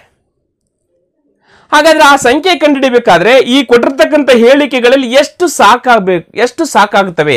ಒಂದೇ ಸಾಕನೋ ಅಥವಾ 2 ಸಾಕನೋ ಅಥವಾ 3 ಬೇಕೋ ಅಥವಾ 1 ಮತ್ತು 3ನೇದು ಸಾಕೋ? ಈ ರೀತಿಯಾಗಿ ಕ್ವಶನ್ ಕೇಳಿದ್ದಾರೆ. 1 ಅಂಕೆ ಸಂಖ್ಯೆಯನ್ನ ಕಂಡುಹಿಡಲಿಕ್ಕೆ, ಈ ರೀತಿಯಾಗಿರ್ತಕ್ಕಂಥ ಸಂಖ್ಯೆ ಕಂಡುಹಿಡಲಿಕ್ಕೆ ಎಷ್ಟು ಹೇಳಿಕೆಗಳು ಸಾಕು ಅಂತ ಕ್ವಶನ್ ಕೇಳಿದ್ರೆ ಒಂದೊಂದು ನೋಡ್ತಾ ಹೋಗೋಣ. ಈಗ 1 ಅಂಕೆಯ ಸಂಖ್ಯೆಯನ್ನ ಪರಸ್ಪರ ಬದಲಾಯಿಸುವ ಮೂಲಕ ಅಂತಂದ್ರೆ 62ರದು 26 ಮಾಡಿದ್ವಿ ಅಂದ್ರೆ ಇಲ್ಲಿ ಬಿಡಿ 10ರ ಸ್ಥಾನದಲ್ಲಿ 6 ಇದ್ರೆ ಇಲ್ಲಿ 10ರ ಸ್ಥಾನದಲ್ಲಿ ಬಿಡಿ ಸ್ಥಾನದಲ್ಲಿ ಇರ್ತಕ್ಕಂಥದ್ದು 10ರ ಸ್ಥಾನಕ್ಕೆ ಬರುತ್ತೆ. ಕ್ಲಿಯರಾ ಇದು? ಎಸ್. ಬದಲಾಯಿಸುವ ಮೂಲಕ ಪಡೆದ ಸಂಖ್ಯೆಯು ಮೂಲ ಸಂಖ್ಯೆಗಿಂತ 18ರಿಂದ ಹೆಚ್ಚಾಗುತ್ತೆ. ಅಂದ್ರೆ ಇದರಲ್ಲಿ ಇದನ್ನ ಮೈನಸ್ ಮಾಡಿದ್ರೆ ಎಷ್ಟಾಗುತ್ತೆ ನೋಡ್ರಿ? 6 ಕೈಲ ಬಂತು 1, 36 ಹೆಚ್ಚಾಗುತ್ತೆ ಅಂತ ಹೇಳಿದ್ದಾರೆ. 36 62. ಹಾಗಾದ್ರೆ ಈ ಸಂಖ್ಯೆಯಿಂದ ಈ ಸಂಖ್ಯೆ ಅಂದ್ರೆ ಸಂಖ್ಯೆಗಳನ್ನ ಅದಲು ಬದಲು ಮಾಡಿದಾಗ ಅದ್ರ ಮೌಲ್ಯ ಎಷ್ಟು ಬರುತ್ತೆ? ವ್ಯತ್ಯಾಸ 36 ಬರುತ್ತೆ ಅಂತ ಹೇಳಿದ್ದಾರೆ. ಹೌದಾ? ಅದನ್ನ ನೋಡೋಣ, ಯಾಕೆ ನೋಡೋಣ. ಇದನ್ನ ನಾನು ಎಕ್ಸ್ ಅಂತ ಅನ್ಕೊಳ್ತೀನಿ, ಇದನ್ನ ವಾಯ್ ಅಂತ ಅನ್ಕೊಳ್ತೀನಿ. ಈ ಸಂಖ್ಯೆ ಎಕ್ಸ್, ಈ ಸಂಖ್ಯೆ ವಾಯ್. ಇದೊಂದು ಎಕ್ಸಾಂಪಲ್ ಒಂದಿಗೆ ವಿವರಣೆ ಮಾಡ್ತೀನಿ ನಾನು. ಇಲ್ಲಿ ನೋಡ್ರಿ, ಇದು 6 ಎಷ್ಟನೇ ಸ್ಥಾನದಲ್ಲಿ ಐತಿ? 10ರ ಸ್ಥಾನದಲ್ಲಿ ಐತಿ. ಹಾಗಾರ 10 ಇಂಟು ಎಕ್ಸ್. ಇದು ನಾನು ಸ್ಟೇಟ್ಮೆಂಟ್ 1ಕ್ಕೆ ಹೋಗ್ತಾ ಇದ್ದೀನಿ. ಸ್ಟೇಟ್ಮೆಂಟ್ 1ರಲ್ಲಿ ಹೌದಾ? ಅದು ಒಂದೇ ಹೇಳಿಕೆ ಸಾಕಾ ಅಂತ ನೋಡ್ಬೇಕಾದ್ರೆ ಏನು? 2 ಅಂಕೆ ಪರಸ್ಪರ ಬದಲಾಯಿಸುವ ಮೂಲಕ ಪಡೆದ ಸಂಖ್ಯೆ ಮೂಲ ಸಂಖ್ಯೆಗಿಂತ 18ರಿಂದ ಹೆಚ್ಚಾಗಿರ್ತದೆ. ಇದರಿಂದ ನಮ್ಗೆ 2 ಸಂಖ್ಯೆ ಕಂಡುಹಿಡಲಿಕ್ಕೆ ಆಗುತ್ತಾ? ಇಲ್ಲ. ನೋಡೋಣ, ಅದನ್ನ ಸಂಕ್ಷಿಪ್ತವಾಗಿ ಬಿಡಿಸೋಣ. 10ರ ಸ್ಥಾನದಲ್ಲಿ ಇದಾದ 6 ಅಂತ ಇಟ್ಕೊಳ್ರಿ. ಪ್ಲಸ್ ಇದು ಏನದ? ವಾಯ್. ಇದು 2 ಅಂತಲ್ಲ, ಎಕ್ಸಾಂಪಲ್ ಇದು ವಾಯ್. ಹೌದಾ? ಎಸ್. ಇದು ಒಂದು ಸಂಖ್ಯೆ ಆಯ್ತು. ಇನ್ನ ಒಂದು ಸಂಖ್ಯೆ ಏನಾಗುತ್ತಾ? ಈ ವಾಯ್ 10ರ ಸ್ಥಾನಕ್ಕೆ ಬರುತ್ತೆ. ಈ 2 10ರ ಸ್ಥಾನಕ್ಕೆ ಬಂತ. ಇದು ಉದಾಹರಣೆ ಅಂತ ಹೇಳ್ತಾ ಇದ್ದೀನಿ. ಈ 2 10ರ ಸ್ಥಾನಕ್ಕೆ ಬಂತ. ಹಾಗಾದ್ರೆ ಇಲ್ಲಿ 10ರ ಸ್ಥಾನದಲ್ಲಿ ಬರ್ತಕ್ಕಂಥದ್ದು ವಾಯ್ ಇದು ಬರುತ್ತೆ. ಪ್ಲಸ್ ಇಲ್ಲಿ ಏನು ಉಳಿತೆ? ಎಕ್ಸ್ ಉಳಿತೆ. ಇದರಲ್ಲಿ ಇದನ್ನ ಮೈನಸ್ ಮಾಡಿದಾಗ, ಇದರಲ್ಲಿ ಇದನ್ನ ಮೈನಸ್ ಮಾಡಿದಾಗ 36 ಬಂತಲ್ಲ, ಅದೇ ರೀತಿಯಾಗಿ ಇಲ್ಲಿ ಮೈನಸ್ ಮಾಡಿದಾಗ 18 ಬರುತ್ತಂತೆ. ಗೊತ್ತಾತ ನಮ್ಗೆ ಯಾವ್ದಂತೇಳಿ? 2 ಸಂಖ್ಯೆಗಳು ಗೊತ್ತಾತವೇನು? ಇಲ್ಲ. ಇದನ್ನ ಸಂಕ್ಷಿಪ್ತ ಮಾಡೋಣ. ನೀನು ನೋಡ್ರಿ, ಬಿಡಿಸೋಣ. 10x plus Y minus 10y minus into plus minus X is equal to 18 ಆಯ್ತು. ಈಗ 10x ಮೈನಸ್ ಎಕ್ಸ್ 9x ಆಯ್ತು. ಮತ್ತೆ 10 ಮೈನಸ್ 10y ಮತ್ತು ಪ್ಲಸ್ ವೈ. ನೋಡ್ರಿ, ಇಲ್ಲಿ ದೊಡ್ಡ ಅಂಕಿ ಚಿಹ್ನ ಮೈನಸ್ 10ರಲ್ಲಿ 1 ಹೋದ್ರೆ 9y ಆಯ್ತು. ಕ್ಲಿಯರ್ ಆಯ್ತು? ಇಲ್ಲಿಗೆ ಇಸ್ ಈಕ್ವಲ್ ಟು 18 ಆಯ್ತು. ಇವೆರಡರಲ್ಲಿ ಕಾಮನ್ ಯಾವ್ದದ? 9 ಅದ. ಹಾಗಾದ್ರೆ 9 ಹೊರಗೆ ತೆಗೆದ್ವಿ. ಉಳಿದಿರ್ತಕ್ಕಂಥದ್ದು x minus Y is equal to 18. ಕ್ಲಿಯರಾ? ನಾವು ಮೊದಲನೇ ಹೇಳಿಕೆನ ಬಿಡಿಸ್ತಾ ಇದ್ದೀವಿ. ಹೌದಾ? ಮೊದಲನೇ ಹೇಳಿಕೆ ಅಂತಂದ್ರೆ ಇವೆರಡನ್ನ ಅದಲು ಬದಲು ಮಾಡಿದಾಗ ಅದರ ವ್ಯತ್ಯಾಸ 18 ಇರುತ್ತೆ ಅಂತ ಹೇಳಿದ್ದಾರೆ. ಅದನ್ನ ನಾವು ಬಿಡಿಸ್ತೀವಿ. ಈಗ 9 9 18. ಕ್ಲಿಯರ್ ಆಯ್ತು. ಹಾಗಾದ್ರೆ X minus 2 is equal X minus Y is equal to 2 ಅಂತ ಬಂತಲ್ಲ. ಎಸ್. ಇದು ಮೊದಲನೇ ಸ್ಟೇಟ್ಮೆಂಟ್ ಅನ್ನ ನಾವು ಸಂಕ್ಷಿಪ್ತ ಮಾಡಿದಾಗ ಇಷ್ಟು ಬಂತು. ಅಂದ್ರೆ ಈ ಸಂಖ್ಯೆ ಮತ್ತು ಈ ಸಂಖ್ಯೆಯನ್ನು ಮೈನಸ್ ಮಾಡಿದ್ರೆ, ಇದರಲ್ಲಿ ಇದನ್ನ ಮೈನಸ್ ಮಾಡಿದ್ರೆ 2 ಬರುತ್ತಂತ ಮೊದಲನೇ ಸ್ಟೇಟ್ಮೆಂಟ್ ಇಂದ ಗೊತ್ತಾಯ್ತು ನಮಗೆ. ಕ್ಲಿಯರಾ? ಎಸ್. ಸೆಕೆಂಡ್ ಸ್ಟೇಟ್ಮೆಂಟ್ ಬರ್ತೀನಿ ನಾನು. ಸಂಖ್ಯೆಯ 2 ಅಂಕೆಗಳ ಮೊತ್ತವು 14 ಆಗಿದೆ. ನೋಡ್ರಿ, ಮೊತ್ತವು ಅಂದ್ರೆ ಇವೆರಡನ್ನ ಕೂಡಿಸಿದ್ರೆ 14 ಬರ್ತಂದ್ರೆ ಎಕ್ಸ್ ಮೈನಸ್ 2. ಇದು 1ನೇ ಸ್ಟೇಟ್ಮೆಂಟ್ ಆಯ್ತು. 2ನೇ statement x plus y is equal to 18. Sorry, ಎಷ್ಟು? 14 ಆಗಿದೆ. ನೋಡ್ರಿ, ಎಕ್ಸ್ ಮತ್ತು y is equal to 14. Direct ಆಗಿ ಕೊಟ್ಟುಬಿಟ್ಟಿದ್ರೆ x plus y is equal to 14 ಆಗುತ್ತೆ ಅಂತ ಹೇಳಿದ್ರೆ ಆ 2 ಸಂಖ್ಯೆಗಳನ್ನ ಕೂಡಿಸಿದ್ರೆ. ಥರ್ಡ್ ಸ್ಟೇಟ್ಮೆಂಟ್ ಬರ್ತೀನಿ. 2 ಸಂಖ್ಯೆಗಳ ನಡುವಿನ ವ್ಯತ್ಯಾಸವು 2 ಆಗಿದೆ. ನೋಡ್ರಿ, ಥರ್ಡ್ ಸ್ಟೇಟ್ಮೆಂಟ್ ಇಂದ 2 ಸಂಖ್ಯೆಗಳ ನಡುವಿನ ವ್ಯತ್ಯಾಸ 2 ಆಗಿದೆ. ಇದೇ ಬಂತು ನೋಡ್ರಿ ಇಲ್ಲಿ. ಇದು ಏನಿದೆ ಮೊದಲನೇ ಸ್ಟೇಟ್ಮೆಂಟ್ ಏನಿದೆ ಅದುವೇ ಬಂತಿಲ್ಲಿ. ಈಗ ಉತ್ತರ ನೋಡ್ರಿ. ಇದಂತೂ ಕಂಪಲ್ಸರಿ ಬೇಕಾತ್ ಈ ಹೇಳಿಕೆ. ಸೆಕೆಂಡ್ ಹೇಳಿಕೆ ಕಂಪಲ್ಸರಿ ಬೇಕು. ಯಾಕಂದ್ರೆ ಇಲ್ಲಿ ಬೇರೆ ಅದ, ಇಲ್ಲಿ ಬೇರೆ ಅದ, ಇವೆರಡು ಒಂದೇ ಅದ, ಇದೊಂದು ಡಿಫ್ರೆಂಟ್ ಆಗಿರೋದ್ರ ಅವೆರಡೂ ಸಂಖ್ಯೆಗಳ ನಡುವಿನ ಮೊತ್ತ ಏನಾಗಬೇಕು 14 ಕಂಪಲ್ಸರಿ ಬೇಕಾ ಹೇಳಿಕೆ. ಎಸ್, ಹಾಗಾದ್ರೆ ಈಗ ನೆಕ್ಸ್ಟ್ ಬೇಕಾಗಿರೋದು ಇದರೇ ಬೇಕು, ಇಲ್ಕಂದ್ರೆ ಇದರೇ ಬೇಕು. ಯಾಕಂದ್ರೆ ಎರಡು ಸೇಮ್ ಅವು, ಎಕ್ಸ್ ಎರಡೂ ಸಂಖ್ಯೆ ಅದಲು ಬದಲು ಮಾಡಿದಾಗ ಅವುಗಳ ವ್ಯತ್ಯಾಸ ಅಂದ್ರೂ ಅಷ್ಟೇ, ಆ ಎರಡೂ ಸಂಖ್ಯೆ ನಡುವಿನ ವ್ಯತ್ಯಾಸ 2 ಅಂದ್ರೆ ಅಷ್ಟೇ. ಯಾಕೆ ಇದನ್ನು ಸಂಕ್ಷಿಪ್ತ ಮಾಡಿದಾಗ x - y = 2 ಬಂತು ತಾನೆ, ಹೌದು ತಾನೆ. ಹಾಗಾದ್ರೆ ಈ ಎರಡು ಹೇಳಿಕೆ ಸೇಮ್ ಆಯ್ತು. ಈ ಹೇಳಿಕೆ ಮೇನ್ ನಮಗೆ ಈ ಹೇಳಿಕೆ ಜೊತೆಗೆ ಇದಾದ್ರೂ ಇರಬೇಕು ಅಥವಾ ಇದಾದ್ರೂ ಇರಬೇಕು, ಒಂದು ಯಾವ್ದಾದ್ರು ಒಂದಿದ್ರೆ ಸಾಕು. ಮಸ್ಟ್ ಅಂಡ್ ಶುಡ್ ಈ ಹೇಳಿಕೆ ಬೇಕು. ಹಾಗಾದ್ರೆ ಈಗ ಅವ್ರು ಕೊಟ್ಟಿರ್ತಕ್ಕಂಥ 4 ಹೇಳಿಕೆಗಳನ್ನ ನೋಡ್ತಾ ಹೋಗ್ತೀನಿ ನೋಡ್ರಿ. ಈಗ ಆಪ್ಷನ್ಗಳನ್ನ 1 ಮತ್ತು 2 ಮಾತ್ರ ಸಾಕು, ಇವೆರಡೇ ಸಾಕು ಅಂತ ಇದೆ. ಬೇಕಾಗಿಲ್ಲ, 3ನೇ ಹೇಳಿಕೆಗೂ ಬೇಕು ನಮಗೆ. ಇವೆರಡೇ ಸಾಕಾಗುತ್ತೆ, ಓಕೆ. ಬಟ್ 3ನೇದು ಕೂಡ ಸೇಮ್ ಇದೆಯಲ್ಲ, ಇದೇ ತರನೇ ಇದೆಯಲ್ಲ, ಅದೇನು ಡಿಫ್ರೆಂಟ್ ಇದೆಯೇನು? ಇಲ್ಲ, ಸೇಮ್ ಇದೆ. ಎಸ್, 2ನೇದಕ್ಕೆ ಬರ್ತೀನಿ. 3 ಮತ್ತು 1 ಅಥವಾ 2, 3 ಕಂಪಲ್ಸರಿ ಬೇಕು. ಅದ್ರ ಜೊತೆಗೆ ಇದರ ಬೇಕು, ಇಲ್ಕಪ್ಪ ಇದ್ರ ಜೊತೆಗೆ ಇದರ ಬೇಕಂತ ಹೇಳಿದ್ರೆ 3 ಜೊತೆಗೆ 1ನೇದು ಬರುತ್ತೇನು? ಇಲ್ಲ, 2 ಸೇಮ್ ಇದಾವೆ. 3 ಜೊತೆಗೆ 1 2ನೇದು ಬೇಕು. ಆಮೇಲೆ ಅವ್ರು ಏನಂತಿದ್ರೆ 3 ಜೊತೆಗೆ 1ನೇದು ಬೇಕಂತ ಹೇಳಿದ್ರೆ 2ನೇ ಸ್ಟೇಟ್ಮೆಂಟ್, 2ನೇ ಆಪ್ಷನ್ ಅಲ್ಲಿ, ಅದು ಕೂಡ ಅಲ್ಲ. ನೆಕ್ಸ್ಟ್ನೇ ಸ್ಟೇಟ್ಮೆಂಟು ಸಿ ಬಿಟ್ಟು ಕಾಸ್ 4ನೇದಕ್ಕೆ ಬರ್ತೀನಿ. 1 ಕಂಪಲ್ಸರಿ ಬೇಕು, 1 ಜೊತೆಗೆ 2 ಬೇಕು, 1 ಜೊತೆಗೆ 2 ಬೇಕು, ಎಸ್ ಬರಬೇಕು. ಅಥವಾ 1 ಜೊತೆಗೆ 3 ಬೇಕಂತ ಹೇಳಿದ್ದಾರೆ, ಹೌದಾ? 1 ಜೊತೆಗೆ 3 ನೋಡ್ರಿ, 1 ಜೊತೆಗೆ 2 ಬೇಕು, ಓಕೆ. ಆದ್ರೆ 1 ಜೊತೆಗೆ 3 ತಗೊಂಡ್ರೆ 2 ಸೇಮ್ ಆತಾನೆ ಇಲ್ಲಿ, ಹೌದಾ? 3 ಜೊತೆಗೆ 1 ಬೇಕಂದ್ರೆ ಅಷ್ಟೇ, 1 ಜೊತೆಗೆ 3 ಬೇಕಂದ್ರೆ ಅಷ್ಟೇ. ಆಪ್ಷನ್ ಅಲ್ಲಿ 2ನೇ ಆಪ್ಷನ್ ಇಲ್ಲ, ಅದಾದ 4ನೇ ಆಪ್ಷನ್ ಇದಾದ. ಎಸ್, 3rd ಸ್ಟೇಟ್ಮೆಂಟ್ ಅಲ್ಲಿ ಇದೆ ನೋಡಿ, ಆಪ್ಷನ್ ಅಲ್ಲಿ 2 ನೋಡ್ರಿ, 2 ಬೇಕು ಮತ್ತು 1 ಅಥವಾ 3, ಇದು ಕರೆಕ್ಟ್ ಆನ್ಸರ್. 2 ಕಂಪಲ್ಸರಿ ಬೇಕು, ಅದ್ರ ಜೊತೆಗೆ 1 ಬೇಕು ಅಥವಾ 3 ಬೇಕು. ಕರೆಕ್ಟ್ ಆನ್ಸರ್ ಇಸ್ ಇದು. ಹೆಂಗಂತ ನೋಡ್ತೀನಿ ನೋಡ್ರಿ, ತಾಳೆ ಮಾಡಿ ನೋಡೋಣ. ಇದ್ರ ಜೊತೆಗೆ ಇದರ 2 1 x - y = 2, ಇಲ್ಲಿ ಕೂಡ x - y = 2. ಬಟ್ ಆ ಸಂಖ್ಯೆಗಳನ್ನು ಕಂಡಿದ್ದು ತೋರಿಸ್ತೀನಿ ನೋಡ್ರಿ. x - y plus x + y = 14 ಇದೆ, x - y = 2 ಇದೆ. ಈ plus y minus y cancel ಆಯ್ತು. x ಎಷ್ಟು? x ಅದು 2x, ಅದು 2x = 16 ಆಯ್ತು. x = 16 / 2 ಆಯ್ತು. 2 1 2 8 x = 8 ಆಯ್ತು. x ಅಂದ್ರೆ ಯಾವುದಿಲ್ಲ? 8. ಈ ಕಡೆ ಚಿಕ್ಕಳ ಕಾಣ್ತಿದ್ದೇನದು, x = 8 ಆಯ್ತು. ಅವ್ರು 2ನೇ ಸ್ಟೇಟ್ಮೆಂಟ್ ಅಲ್ಲಿ ಏನಿದ್ರೆ ಇವೆರಡು ಕೂಡಿಸಿರೋ 14 ಆಗುತ್ತೆ ಅಂತ ಹೇಳಿದ್ರೆ, ಹಾಗಾದ್ರೆ 8ಕ್ಕೆ ಎಷ್ಟು ಕೂಡಿಸಿರೋ 14? 8ಕ್ಕೆ 6 ಕೂಡಿಸಿರೋ 14, ಆ ಸಂಖ್ಯೆ 86 ಸಿಕ್ತು ನಿಮಗೆ ಇಲ್ಲಿ, ಹೌದು ತಾನೆ? 86 ಸಿಕ್ತೆ. ಉಲ್ಟಾ ಮಾಡಿದಾಗ ಅಂದ್ರೆ 68 ಮಾಡಿದಾಗ 18 ಬರ್ತಂತ ಹೇಳಿದ್ರೆ ಮೈನಸ್ ಮಾಡ್ರೆ 18 ಬರ್ತಾನ. 6ರಲ್ಲಿ 8 ಹೋಗಲ್ಲ, 16ರಲ್ಲಿ 8 ಹೋದ್ರೆ 8 ಕೆಲ ಬಂತು 1, 8ರಲ್ಲಿ 7 18 ಬಂತ. ಫಸ್ಟ್ ಸ್ಟೇಟ್ಮೆಂಟ್ ಮುಗಿತಾ, ಸೆಕೆಂಡ್ ಸ್ಟೇಟ್ಮೆಂಟ್ ಮುಗಿತಾ, ಥರ್ಡ್ ಸ್ಟೇಟ್ಮೆಂಟ್ ಅವೆರಡರಲ್ಲಿ 1ರಲ್ಲಿ 1 ಮೈನಸ್ ಮಾಡಿದಾಗ 2, 8ರಲ್ಲಿ 6 ಹೋದ್ರೆ ಎಷ್ಟು? 2. ದ ರೈಟ್ ಆನ್ಸರ್ ಈಸ್ 1 ಮತ್ತು 2 ಅಥವಾ 3 is right answer. Clear? Next question 14. ಒಂದು ಹೊಸ ಎಕ್ಸ್ಪ್ರೆಸ್ ರೈಲು 500 ಆಸನಗಳ ಸಾಮರ್ಥ್ಯವನ್ನ ಹೊಂದಿದೆ. ಒಂದು ಹೊಸ ಟ್ರೈನ್ ಬಿಟ್ಟಿದ್ದಾರೆ, ಅದರಲ್ಲಿ 500 ಸೀಟ್ಗಳು ಇದ್ದಾವೆ, ಹೌದಾ? ಆಸನಗಳು ಇದ್ದಾವೆ. ಅದರಲ್ಲಿ 10% ಕಾರ್ಯನಿರ್ವಾಹಕ ವರ್ಗದಲ್ಲಿದ್ದಾವೆ. ಅದು ಇದರಲ್ಲಿ 10% ಕಾರ್ಯನಿರ್ವಾಹಕ ವರ್ಗದಲ್ಲಿ ಇದ್ದಾವೆ, ಹೌದಾ? ಹಾಗಾದ್ರೆ 90% ಏನಿರ್ತವೆ? ಇನ್ನುಳಿದಿರ್ತಕ್ಕಂಥ ಹೋದವೆ 90%. 10% ಅಂದ್ರೆ ಎಷ್ಟು? 100ಕ್ಕೆ 10 ಅಂದ್ರೆ 500ಕ್ಕೆ ಎಷ್ಟಾಗ್ತವೆ? 50 ಸೀಟ್ ಅದಾವೆ. 50 ಸೀಟು ಕಾರ್ಯನಿರ್ವಾಹಕ ವರ್ಗದವು. ಕ್ಲಿಯರಾ? ಒಂದೊಂದು ಹೇಳ್ತಾ ಹೋಗ್ತೀನಿ. ಉಳಿದವು ಚೇರ್ ಕಾರ್ನಲ್ಲಿದ್ದಾವೆ. ನೋಡ್ರಿ, 10% ಕಾರ್ಯನಿರ್ವಾಹಕ, ಉಳಿದಿರ್ತಕ್ಕಂಥ 90% ಉಳಿತಾನೆ. ಇವು ಚೇರ್ ಕಾರ್, ನಾನು ಚೇರ್ ಕಾರ್ ಅಂತಾನೆ ಬರಿತೀನಿ. ಚೇರ್ ಕಾರ್ನಲ್ಲಿ ಇದಾವೆ. ಹಾಗಾದ್ರೆ 500ರಲ್ಲಿ 50 ಸೀಟ್ಗಳು ಕಾರ್ಯನಿರ್ವಾಹಕವಾದರೆ ಉಳಿದಿರ್ತಕ್ಕಂಥ 450 ಯಾವಿರ್ತವೆ? ಚೇರ್ ಕಾರ್ ಇರ್ತವೆ, ಹೌದಾ? 50 ಕಾರುಗಳು 50 ಸೀಟ್ಗಳು ಕಾರ್ಯನಿರ್ವಾಹಕವಿದ್ರೆ ಉಳಿದಿರ್ತಕ್ಕಂಥ 90% ಅಂದ್ರೆ ಎಷ್ಟಿರ್ತವೆ? ಚೇರ್ ಕಾರಲ್ಲಿ 450 ಸೀಟ್ಗಳು ಇದಾವೆ. ಕ್ಲಿಯರ್ ಇದು? ಎಸ್. ಉಳಿದವು ಚೇರ್ ಕಾರ್ನಲ್ಲಿವೆ. ಪ್ರಯಾಣದ ಸಮಯದಲ್ಲಿ ರೈಲನ್ನ ಅದರ ಸಾಮರ್ಥ್ಯದ 85%ಗೆ ಕಾಯ್ದಿರಿಸಲಾಗಿದೆ. ನೋಡಿ, ಅದರ ಸಾಮರ್ಥ್ಯದ 85% ಅನ್ನ ರಿಸರ್ವೇಶನ್ ಮಾಡಬಹುದು. 85%. ಹಾಗಾದ್ರೆ 85% ಅಂತಂದ್ರೆ ಎಷ್ಟಾಗುತ್ತೆ ನೋಡಿ? 500ಕ್ಕೆ ಎಷ್ಟಾಗ್ತವೆ? 100ಕ್ಕೆ 85 ಸೀಟ್ ರಿಸರ್ವೇಶನ್ ಅಂತಂದ್ರೆ 500ಕ್ಕೆ ಎಷ್ಟಾಗ್ತವೆ? ಹೌದಾ, ಟೋಟಲ್ ರಿಸರ್ವೇಶನ್ ಇದು 85%. ಎಸ್, ಇವೆರಡು 0 ಕ್ಯಾನ್ಸಲ್, ಇವೆರಡು 0 ಕ್ಯಾನ್ಸಲ್. 5 ಎಷ್ಟಾಗುತ್ತೆ?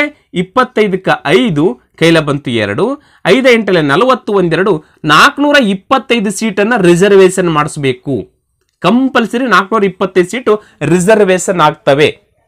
ಟೋಟಲ್ ಆಸನಗಳಲ್ಲಿ 85% ಕಾಯ್ದಿರಿಸಲಾಗಿದೆ. 425 ಸೀಟುಗಳನ್ನು ಕಾಯ್ದಿರಿಸ್ತಾರೆ. ಇವು ಇರ್ಬೋದು, ಅದರಲ್ಲಿ ಇವು ಇರ್ಬೋದು. ಕ್ಲಿಯರ್? ಎಸ್, ಕಾಯ್ದಿರಿಸಲಾಗಿದೆ. ಕಾರ್ಯನಿರ್ವಾಹಕ ವರ್ಗವು ಅದರ ಸಾಮರ್ಥ್ಯದ 96ಕ್ಕೆ ಕಾಯ್ದಿರಿಸಲಾಗಿದೆ. ಕಾರ್ಯನಿರ್ವಾಹಕದ ವರ್ಗವು ಇದರಲ್ಲಿ 96% ಕಾಯ್ದಿರಿಸಲಾಗ್ತಾರೆ. ಇದರಲ್ಲಿ ಹಾಗಾದ್ರೆ 50ಕ್ಕೆ 96, 100ಕ್ಕೆ 96 ಆದ್ರೆ 50ಕ್ಕೆ ಎಷ್ಟಾಗ್ತವೆ ಅದು ನೋಡ್ಕೊಳ್ಬೇಕು. ಏನು 100ಕ್ಕೆ 96 ತಾನೆ, 100ಕ್ಕೆ 96 ಸೀಟು 96 ಕಾಯ್ದಿರಿಸಿದ್ರೆ ನಾವು ಕಂಡುಹಿಡಿಯಬೇಕು ಕಾರ್ಯನಿರ್ವಾಹಕದಲ್ಲಿ. ಅಂದ್ರೆ 50 ಸೀಟ್ ಅದಾವ ಕಾರ್ಯನಿರ್ವಾಹಕದು. 50 ಸೀಟಿಗೆ ಎಷ್ಟು ಆಗ್ತವೆ? 51 52 2 1 2 4 8 ಎಷ್ಟು ಉಳಿತೀರಿ? 1 ಉಳಿತಿ 16 2 8 16 2 4 8 1 ಉಳಿತು 16 2 8 16. ಹಾಗಾದ್ರೆ 48 ಸೀಟು ಕಾಯ್ದಿರಿಸಿದ್ರು. ಇಲ್ಲಿ 2 ಸೀಟು ಉಳ್ಕೊಂಡು ಕಾಯ್ದಿರಿಸ್ತಿದ್ದವು. ಕಾರ್ಯನಿರ್ವಾಹಕ ವರ್ಗದಲ್ಲಿ 50 ಸೀಟಲ್ಲಿ 48 ಸೀಟನ್ನ ರಿಸರ್ವೇಶನ್ ಮಾಡಿಸಿದ್ರು. ಕ್ಲಿಯರಾ? ಇದು ಕ್ಲಿಯರ್ ಆಗಿ ಗೊತ್ತಾಯ್ತಾ? ಎಸ್, ಟೋಟಲ್ ಎಷ್ಟನ್ನ ಕಾಯ್ದಿರಿಸಬೇಕಾಗಿತ್ತು? 425 ಕಾಯ್ದಿರಿಸಬೇಕಾಗಿತ್ತು. 425 ಸೀಟ್ ಕಾಯ್ದಿರಿಸಬೇಕಾಗಿತ್ತು. ಅದರಲ್ಲಿ 48 ಸೀಟನ್ನ ಕಾರ್ಯನಿರ್ವಾಹಕ ವರ್ಗದಿಂದ ಕಾಯ್ದಿರಿಸಲಾಗಿದೆ. ಉಳಿದಿರ್ತಕ್ಕಂಥ ಸೀಟುಗಳು ಎಷ್ಟು ನೋಡ್ರಿ? 15ರಲ್ಲಿ 8 ಹೋದ್ರೆ 7 ಕೈಲ ಬಂತು 1, 12ರಲ್ಲಿ 5 ಹೋದ್ರೆ 7 ಕೈಲ ಬಂತು 1, 4ರಲ್ಲಿ 1 ಹೋದ್ರೆ 3, 370 ಸೀಟುಗಳು ಉಳಿದು. ಈ 370 ಸೀಟುಗಳನ್ನು ಎಲ್ಲಿ ರಿಸರ್ವೇಶನ್ ಮಾಡಿಸಬೇಕು? ಈಗ ನಾವು ಟೋಟಲ್ ರಿಸರ್ವೇಶನ್ ಮಾಡಿಸಬೇಕಾಗಿದೆ ಇಷ್ಟು. ಇದರಲ್ಲಿ 48 ರಿಸರ್ವೇಶನ್ ಆದವು. ಹಾಗಾದ್ರೆ ಇನ್ನು 377 ರಿಸರ್ವೇಶನ್ ಮಾಡಿಸಬೇಕು. ಕಾರ್ ಚೇರ್ ಅಲ್ಲಿ ರಿಸರ್ವೇಶನ್ ಮಾಡಿಸಬೇಕು. 377 ಚೇರ್ಗಳನ್ನ ಇಲ್ಲಿ ರಿಸರ್ವೇಶನ್ ಆಗ್ತವೆ. ಹಾಗಾದ್ರೆ 450 ಸೀಟುಗಳು ಕಾರ್ ಚೇರ್ ಅಲ್ಲಿ ಇದ್ವು, 377 ಸೀಟು ರಿಸರ್ವೇಶನ್ ಮಾಡಿಸಿದ್ವಿ ಇವಾಗ. ಹಾಗಾದ್ರೆ ಉಳಿದಿರ್ತಕ್ಕಂಥ ಕಾರ್ ಚೇರ್ಗಳು ಎಷ್ಟು ಅಂತಂದಾಗ 450ರಲ್ಲಿ 377 ಮೈನಸ್ ಮಾಡ್ರಿ.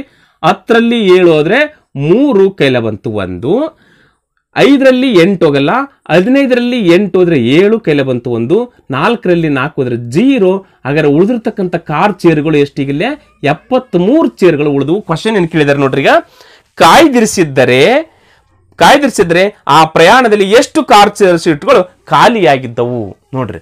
ಎಷ್ಟು ಕಾರ್ ಚೇರ್ಗಳು ಖಾಲಿ ಆಗಿದ್ದಾವೆ? ಇನ್ನು 73 ಚೇರ್ಗಳು ಕಾರ್ ಚೇರ್ಗಳು ಖಾಲಿ ಆಗಿದ್ದಾವೆ. ಒಂದ್ ವೇಳೆ ಕಾಯ್ದಿರಿಸಿರ್ತಕ್ಕಂಥ ಕಾರ್ಯವರ್ಗದಲ್ಲಿ ಎಷ್ಟು ಖಾಲಿ ಇದಾವೆ ಅಂತಂದಾಗ 50ರಿಂದ 48 ಕಾಯ್ದಿರಿಸಿದ್ರೆ 2 ಸೀಟುಗಳು ಇನ್ನು ಖಾಲಿ ಇದಾವೆ ಅಂತ ಅರ್ಥ. ಕ್ವಶನ್ ಇಲ್ಲಿ ಏನ್ ಕೇಳಿದರೆ? ಕಾರ್ ಚೇರ್ ಕೇಳಿದರೆ. ಕಾರ್ ಚೇರ್ ಕೇಳೋದ್ರಿಂದ 450 ಸೀಟು ಟೋಟಲ್ ಸೀಟುಗಳಿದಾವೆ ಕಾರ್ ಚೇರ್ಗಳು. ಅದರಲ್ಲಿ 377 ಮಾತ್ರ ರಿಸರ್ವೇಶನ್ಗೆ ಬಳಸ್ಕೊಳ್ತೀವಿ. ಯಾಕೆ? ಇಲ್ಲಿ ನಾವು 96% ತೆಗೆದು ಬಿಡ್ತೀವಿ, 48. ಉಳಿದಿರ್ತಕ್ಕಂಥ 377 ಕಾರ್ ಚೇರ್ ಅಲ್ಲಿ ತೆಗೆದುಕೊಂಡಾಗ ಅಲ್ಲಿ ಕಾರ್ ಚೇರ್ ಅಲ್ಲಿ ಉಳಿದಿರ್ತಕ್ಕಂಥ ಒಟ್ಟು ಚೇರ್ಗಳು ಎಷ್ಟಾಗ್ತವೆ? 73 seats is right answer. Clear? Yes, ಕೊನೆಯ ಕ್ವಶನ್ ನೋಡೋಣ. Question number 15. ಕಾಲಂ ಎ ಮತ್ತು ಕಾಲಂ ಬಿ ಯಲ್ಲಿ 2 ಪ್ರಮಾಣಗಳನ್ನು ನೀಡಲಾಗಿದೆ. 2 ಪ್ರಮಾಣಗಳ ನಡುವಿನ ಸಂಬಂಧವನ್ನು ನಿರ್ಧರಿಸಿ. ಇದು ಕಾಲಂ ಎ, ಇದು ಕಾಲಂ ಬಿ. ಹೌದಾ? ಅಲ್ಲಿ ಏನಾಗುತ್ತೆ? 2 ನಡುವೆ 4 ಆಯ್ಕೆಗಳನ್ನು ಕೊಟ್ಟಿದ್ದಾರೆ. ಕಾಲಂ ಎ ಪ್ರಮಾಣವು ಕಾಲಂ ಬಿ ಗಿಂತ ಹೆಚ್ಚಾಗಿದೆ, ಇದು ಇದರಿಗಿಂತ ಹೆಚ್ಚಾಗಿದೆ, ಅಥವಾ ಇದು ಇದರಿಗಿಂತ ಹೆಚ್ಚಾಗಿದೆ. 2ನೇ ಆಯ್ಕೆ. 3ನೇ ಆಯ್ಕೆಯಲ್ಲಿ 2 ಸಮ ಇದೆನೋ, ಅಥವಾ 4ನೇ ಆಯ್ಕೆಯಲ್ಲಿ ನೀಡಿರುವ ಮಾಹಿತಿಯಿಂದ ಹೋಲಿಕೆಯನ್ನು ನಿರ್ಧರಿಸಲಾಗುವುದಿಲ್ಲ ಅಂತ ಕ್ವಶನ್ ಕೇಳಿದರೆ. 4 ಆಯ್ಕೆಗಳು ನೋಡ್ರಿ. ಇದ್ರ ವ್ಯಾಲ್ಯೂವೇಟ್ ಆಗುತ್ತೆ ನೋಡ್ಕೊಳ್ಬೇಕು ನಾವು. ಇದು ಸಿಂಪಲ್ ಟ್ರಿಕ್ ಮುಖಾಂತರ ಕಂಡು ಹಿಡಿತಾರೆ, ನನಗೆ ಗೊತ್ತಿಲ್ಲ. ಆದ್ರೂ ಕೂಡ ನಾನು ಇವುಗಳನ್ನು ಒಂದೊಂದು ಬಿಡಿಸ್ಕೊಂಡು ಹೇಳ್ತಾ ಹೋಗ್ತೀನಿ. ಎಸ್, ಮೊದಲು ಏನ್ ಮಾಡ್ಬೇಕು ನಾವು? ಇದರಲ್ಲಿ ಕಾಲಂ ಬಿ ಯಲ್ಲಿ 10 ಇದೆಲ್ಲ ಇರಲಿ. ಇದು ವ್ಯಾಲ್ಯೂ ಎಷ್ಟಾಗುತ್ತೆ ನೋಡ್ಕೊಳ್ಬೇಕು. 10ಕ್ಕಿಂತ ಜಾಸ್ತಿ ಆಗುತ್ತೋ, ಏನು 10ಕ್ಕಿಂತ ಕಡಿಮೆ ಆಗುತ್ತೋ, 10 ಅಷ್ಟೇ ಆಗುತ್ತೋ, ಅಥವಾ ನಿರ್ಧಾರ ಮಾಡಕ್ ಬರಲ್ವೋ ನೋಡ್ಕೊಂಡ್ಬಿಟ್ರೆ ಸಾಕು. ನಾವು ಮೊದಲು ಇದನ್ನು ಕಂಡುಹಿಡ್ಕೊಳ್ಳೋಣ. 0.9 1 ಡಿವೈಡೆಡ್ ಬೈ 9 ಪ್ಲಸ್ 1 ಇದೆಲ್ಲ ಇದ್ರ ವ್ಯಾಲ್ಯೂ ಕಂಡುಹಿಡ್ಕೊಳ್ಳೋಣ ಮೊದಲು ನಾವು. ನೋಡಿ ಎಷ್ಟು ಬರುತ್ತೆ.